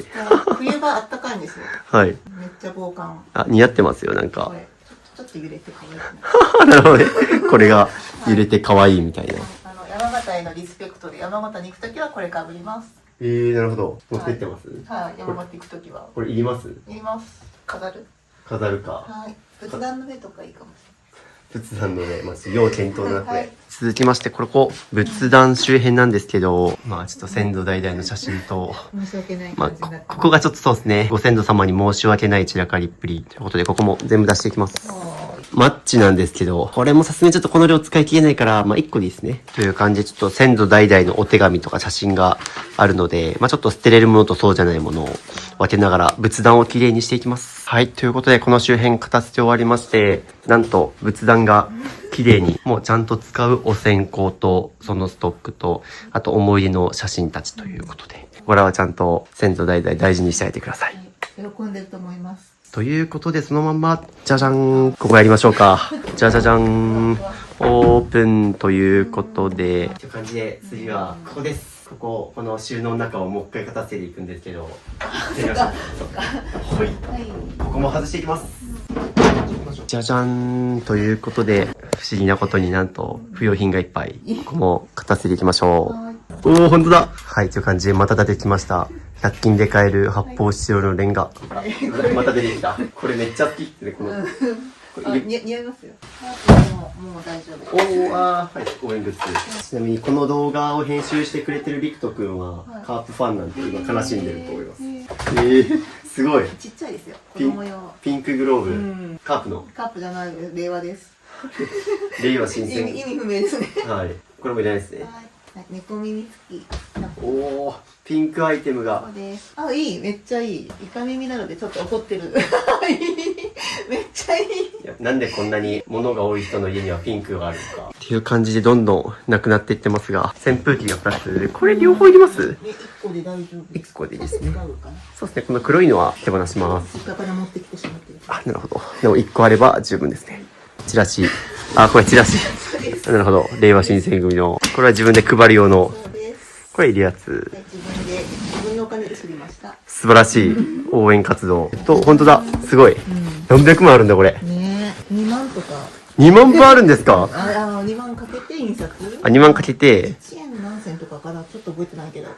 なんか下手すると1万とか数千部はありそうな感じですが、まあこれは一旦いると。という感じで見てった結果、もういるの、あれと、あと今からここちょっと仕分けていくんですけど、もうここから必要なものがあればあと戻すだけ。で、ここにあるやつ全部いらないっす。ちょっとゴミ出し頑張りましょう。なのでどっちかというと、すずさんは、まあ捨てられない性格もあるけど、捨てられないと同時に、これらを捨てるのがめんどくさいって言って後回しにしたタイプですね。はい。まさに、これは確かにね、さっき2台体制で車で粗大ゴミに行きましたけど、あれちょっとね、ハードル高いですよね。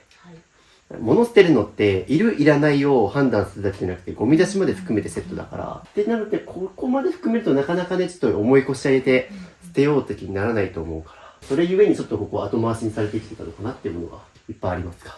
体験させてもらったので、やります。そうですね。一回あれ経験するともういけるってなりますよね。多分人生、もう55年の人生で今まで一回もゴミ処理場行ったことなかったと思うんですけど、実は結構皆さんの住んでる市とか、町にもああいうゴミ処理場ありますので。じゃあ見ましょう、最後。はい。まあ、こっちがいらなかったやつで、こっちがいるやつで、まあ、なんか、選挙活動で使うやつだけ残しました。OK です。よし、ここ空いた。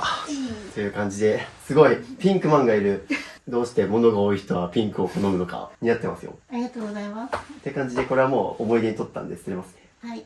ありがとうございました。僕もそれ着ていいですか？はいはいはい。ぜひ。僕なんか、毎日同じ黒い服着てるから、黒以外着ただけですぐコスプレって言われます。なんか最近京都行った時も、レンタル和服で着たんですよ、茶色の。着物着ただけで、コスプレやと思いました。っていう感じで、僕もピンクマンになりました。はい、ということで、ここの物置部屋も片付け終わりました。結果ですね、こんな感じで大量のゴミ袋がまた出まして、あっちもいらない粗大ゴミがいっぱいですね。そしてなんと、じゃじゃん、ここが必要なもんこんだけですからね。ここは選挙活動で必要なものと、その道具が必要なものだけってことで。もともとこの衣装ケースに入ってたやつを減らしたら、2箱に入りました。という感じでここも綺麗に片付け終わりました。という感じで時間余ったので、ちょっとあそこにある粗大ゴミとか、これ今からまたゴミ処理場に持っていきます。はい、ということで、第2往復目です。また粗大ゴミを車に積みました。ということで、よろしくお願いします。よろしくお願いします。圧巻の工程です。きたー。すごい。ベッドマット解体所にパンダいます。ペットではなかったです。はい。なので、空になりました。ゴミ出しお疲れ様です。お疲れ様です。330円です。おーっていう感じで、うわゴミ出し終わって雪景色が見えたんで感動して撮りたいって言ったらハマりました。福島ならではって感じがします。ということでゴミ出しが終わりました感じで、ここも完了です。はい、ということでラストここお風呂場周り行きます。という感じで、ここはめちゃくちゃ散らかってる感じはしないのでささっとやっちゃいましょうか。で、上からもう順々にここも全部出していきます。もう容量分かってきましたね。ここは特に洗剤とか、普段使ってるやつのストックと洗濯ネットなので、なんかここはちゃんと綺麗に整理して使ってるなっていう感じはするんですが、ちょいちょいそうですね。そこに引っかかってるものとかが気になる。どんどん出しちゃって OK です。そしてですね、よく見ると奥の方にもまた吊るしてあったり、こういうとか使ってるのかな。出しながらいらないものは捨ててもらって、よしという感じで全部出し終わったので、ここからいらないものをどんどん出していきましょう。ここら辺の洗剤、アタック、パイプクリーナーとか用とか被ってないかも見ますけど、重曹が2つある。重曹が2つあるということで、どっちにしよう。そうですね、これも片方でいいと思います。はい、という感じでですね、いる洗剤だけをまとめてもらいました。こんな風にワイドハイターとか重曹とかオキシとかパイプクリーナー、カビハイター、洗剤とか、ここはじゃあ使ってるやつですね。はい。で、そこにあるやつは全部入れなかったってことですね。いいです。はい、いいですね。でも半分くらい減りましたね。じゃあ入れるやつどんどん戻していきましょう。上に、真ん中にしましょうかね。洗濯ネット上の方が軽いからいい気がする。っていう感じで位置も入れ替えます。さっき洗濯ネットがここにあったんですけど、重量的に軽いものを置いた方が楽だと思うので、基本的に配置の考え方としては、例えばキッチンだったら割れ物の食器とか重いものは下の方。で、今回で言うと洗剤の方が重たいので下に持ってきてるっていう。重たいものは下、軽いものは上って風にやると間違いないです。で、あと一応バスマットのミニマリスト的おすすめを言うと、もう置かないってことですね。大前提。結構ミニマリストの人バスマットどうしてるのかってよく聞かれるんですけど、置いてない人が多いですとは言ってます。みんながみんなそうじゃないけど、じゃあどうしてるかっていうと、よくみんなバスタオルとかフェイスタオルで体洗ってると思うんですけど、でそれを、浴槽で浴室内に持ち込んで、出る時に足を洗うって感じ。僕も今日ちょうどビジネスホテル泊まってたんで、まさにそれやって出たんですけど、要はバスマットを置く理由って、あそこは水浸しにならないためにやると思うんですけど、もう、浴室内で体と足も拭いて出れば、バスマットいらないよね。バスマットがあると今度、バスマットの洗濯もしないといけないじゃないですか。あと辺がまたゴミだらけになる。っていうのがあるから、結構ミニマリストの人は、バスマット持ってないですって人は、結構見ますね。今後そういうのも試してもらっていらないと思ったら減らしてもいいと思います。っていう感じ、必要だったのこれだけなんですけど、見てみてください。まだ多いけど、でもよかった。いや、でも十分、はい。もうたくさん吊るしまくってたあれも。そうだった。忘れてた。はい。必要なくなって、もう全部あそこに直置きできるようになりまして。なんか十分必要なもんあるなって感じしますし、いいですね。これで十分困らない、使いやすそうなお風呂場になりました。そうですね。普通の人っぽい感じになりましたね。あと最後ですね、ちょっと僕気になってたのが、掃除機が1、2、3個あって、これ1個でよくねっていうのは正直あります。例えば、もうどうしても家が広くて、2階建てでとか、もう広いから2つ置いてるとかだったらわかるけど、この家だったら1個でいいです。ですね。なんか、一応今日は結構このピンク色の使ってたんですけど、すぐこっちはいらなさそうですよね。じゃあ、この機会に。これは減らす。はい。すいません。っていう感じでもうこれも手放します。そして最後片付け終わったので、ようやくこの張り替えようとしてたやつ、後でやろうって言ってやってなかったやつ今張り替えてもらってます。はい、ということで、3日間にわたる物減らしコーチングが終わりました。お疲れ様です。お疲れ様です。はい、ということでですね、もう、後ろの収納もスカスカ、そして今ちょっとここにね、大量のゴミ袋が出ておりますけども、早速じゃあですね、これから、3日間物を減らして、このお家がどのように生まれ変わったのか、ビフォーアフターの方を見せていこうと思います。まずはこの物置部屋から行きますが、まあ見てもらっての通り、もうあそこ全部空になりまして、で、ここちょっとね、ゴミ出し終わったら綺麗になりますので、今ここに画像を貼っておきます。まあ、こんな風にですね、もともと押し入れの奥ぐちゃぐちゃだったこの空間も、もう押し入れスカスカになりまして、で、畳の部屋はもう仏壇だけという状態になりました。そして続きましてこちら、じゃじゃん！玄関めちゃくちゃ綺麗になりました。いやーマジで綺麗になりましたね。まず、ここ一番最初、靴箱が2つあったんですけども、1つにしました。ここに靴箱2つ目あったけど、まあ、すずさんが靴を厳選してくれたおかげで、この1箱に収まりまして、ここが開いて、そしてこんな感じで立ち鏡も置いて、自分の姿も見れるようになりました。実際は僕の靴がないので、もう本当に玄関はこういう状態になります。そしてもうここだけ見るとミニマリストな真っ黒な靴ばっかりですが。でですね、ここに、はい、玄関で使うもの、例えば鍵とか、あとここに小銭貯金するやつ、財布が小銭重くなってきたらここに吐き出して、財布はできるだけ身軽に。まあ、キャッシュレスとかもっと使いこなせば、たまに現金でしか使えないお店あると思うんですけど、溜まった現金は返ってきたら、すぐここに入れるってことをすると、財布が溜まりづらいです。そして荷物を受け取る時のシャチハタとかもここに置いてあります。いいんじゃないでしょうか。で、玄関のすぐそっちにですね、はい、3つあった掃除機も1つに厳選しまして、スティック型の掃除機と1個と、クイックルワイパーをもう直置きしてます。で、こっちに防災カバンが置いてあります。防災ってすごい意識されてましたね。まあ、特に福島お住まいなので東日本大震災ね、経験されてるので、まあ防災意識あったと思うんですけど、今までここに防災カバン置いてなかったですもんね。そうです。よく言ってるのは、逃げ道にない防災カバンを持っててもないのと同じってよく言ってるんですけど、それこそ地震っていつ起こるかわかんないじゃないですか。もう深夜1時とかにいきなり揺れたりとか。僕が住んでる福岡とかでもちょっと前に地震があって、それがもう夜中の0時とか、日またぐ前後ぐらいに来たりして。で、僕その時もうビビってすぐ玄関行って、でも玄関に僕も防災カバン置いてるんですけど、やっぱなんかこう逃げ道とか、ここに置いてあるっていう、実際揺れてる時ってね、もうパニックで、もうあたふたして正常な判断できないんですけど、ここに置いてあればもう誰でもパッと持って逃げ出せますね。というので、玄関に置いておきたいものが全部置けるようになりました。続きましてが、洗面台とお風呂場なんですけど、まず洗面台行こうかな。洗面台もこんな感じにもう必要なものだけ置いてあります。特にここですね。最初もう、あらゆる S 字フックやら使って大量に吊るしてありましたが、もう何一つかけておりません。全部直置きできるように置いて、で、こんな感じでもうスタメンの美容アイテムは上に置いてます。で、今回頑張ったのはこのメイクポーチに収まる量。これに収まる量に全部厳選していただいて、ここでもメイクできるし、で、リビングに行くとこうやって、いいですね。ここでメイクもできるようになりました。2箇所でできます。メイクしたぞ。いいですね。どんどん可愛くなってください。はい、で、この中も、はい、見てもらったの通り、もうちゃんと必要な分だけ置いてあります。まあ、洗剤美容品のストックと、歯ブラシ類のストックとか、もう直置きできるくらいには減らしてあります。もう無駄な収納の仕切り買わなくて大丈夫です。本当だ。これ残量を把握しやすいですよね。はい。というので、ここも綺麗に減らしました。で、続きまして、こちら、お風呂場ですね。まあ、ここはもともとそんなもの多くなかったですが、この集会本当に必要な洗剤だけ置きまして、まあ、いっぱい吊るしてあったやつももう何一つかかっておりません。全部直置きできるようになりました。続きまして、こちら、リビングキッチン。広い。いいですね。しかも、最初、ここ開けた時に、こいつが顔を向いていらっしゃいませって迎えてくれたんですけど、感動したことにドアがちゃんと開けます。はい、最後までドアが開ける。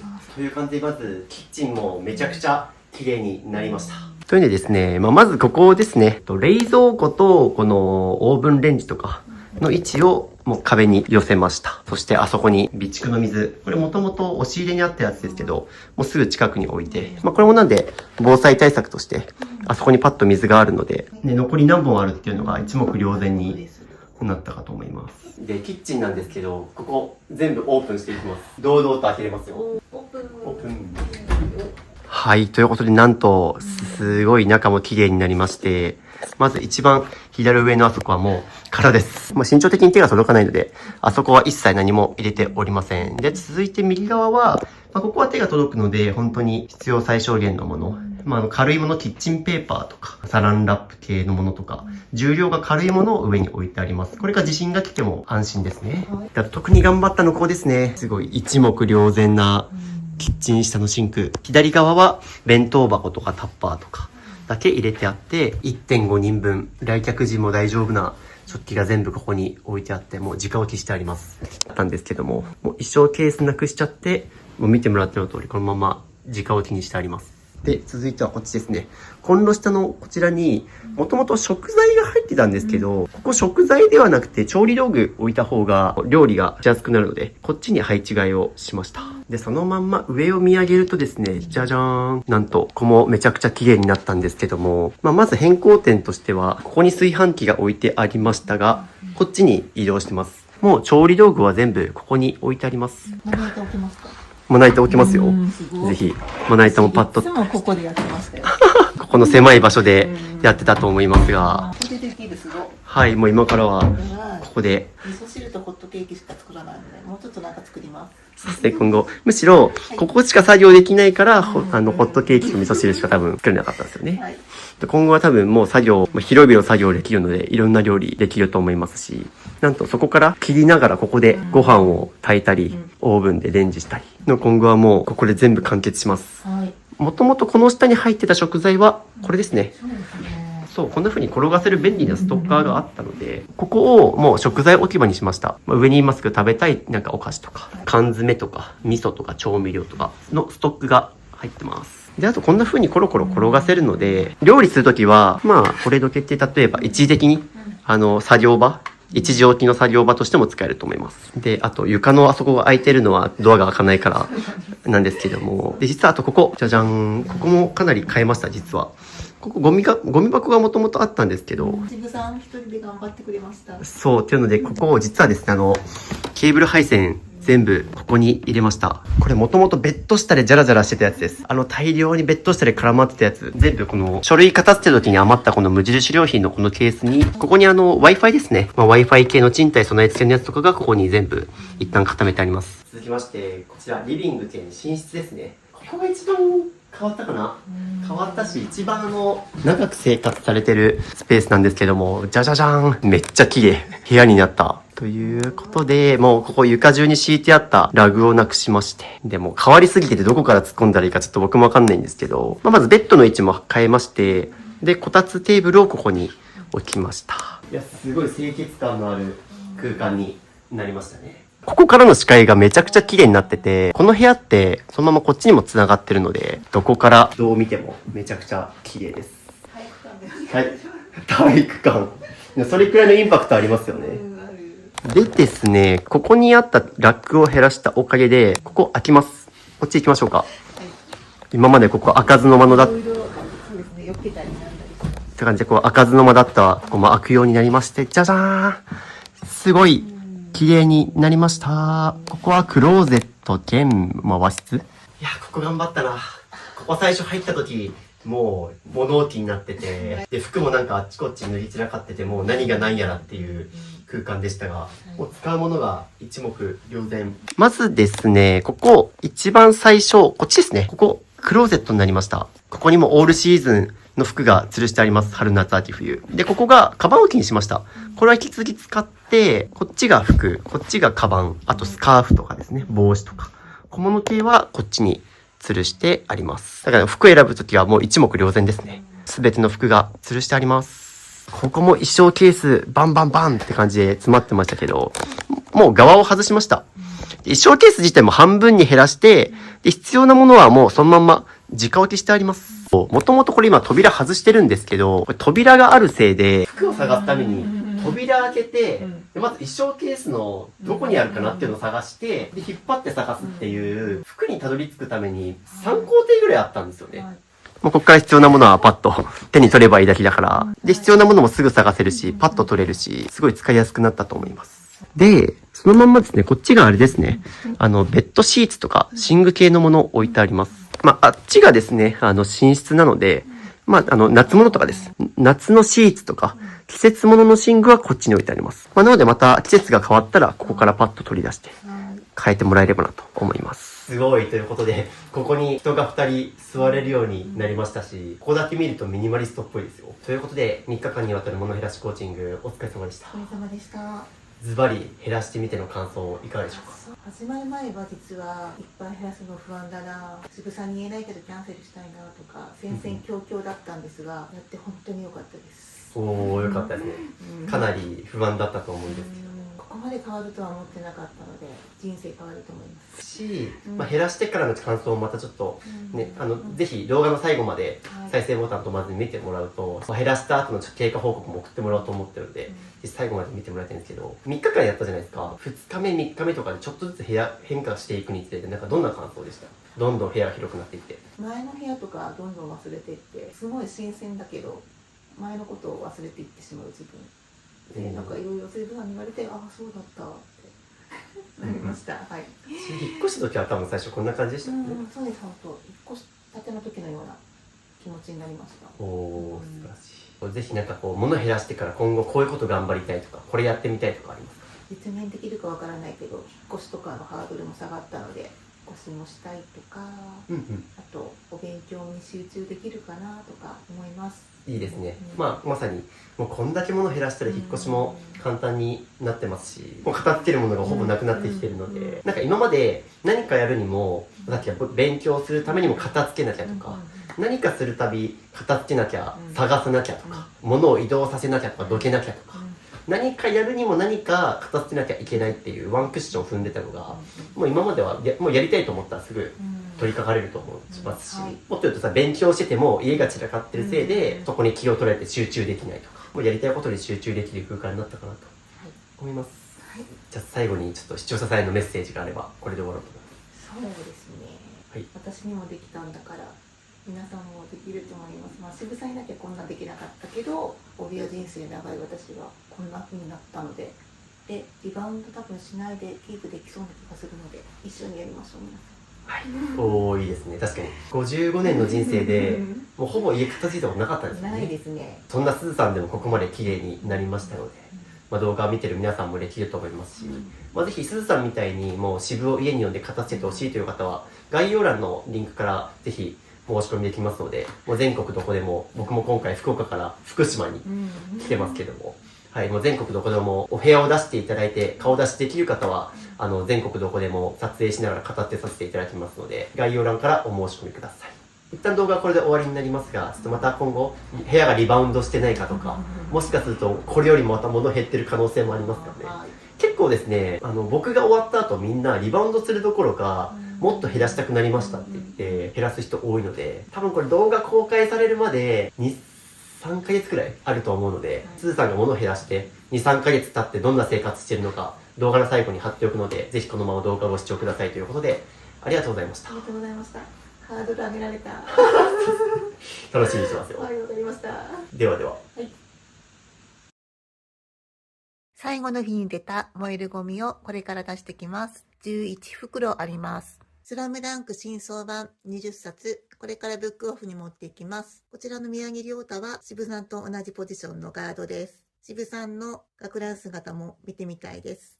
衣装ケースの枠を外したことで、このように上にはみ出して入れることが可能になったので、収納力が増えて、新たに4つ衣装ケースを捨てることができます。この大きさでしたら、こちらの自治体では燃えるゴミで出すことが可能です。おかげで下に衣装ケース置かなくて済むので嬉しいです。残したのはもちろんフィッツです。渋さんはフィッツの CM はできないですね。一番小さい部屋の主役、お仏壇を渋さんのアドバイスに倣って角から中央にしてみました。I want to break free 東北だけど南です。最新のルームツアーをいたします。こちら、仏壇の間。相変わらずですね。台所です。トースター最近使わないので、押し入れに入れ込みました。変わり映えしない私ですが、渋さんが来る前日にモスのエクセル受けまして、700点以上が合格なんですけど、私は533点で落ちました。で、物をいっぱい減らして92点で合格できました。これは物減らしのおかげだと思います。あと、福岡には学業の神様がいらっしゃるということで、いました。福岡に学業の神様。渋さん、右手を添えていただきありがとうございました。ということで、ブザービーターで締めたいと思います。夜なので音小さめでいきたいと思います。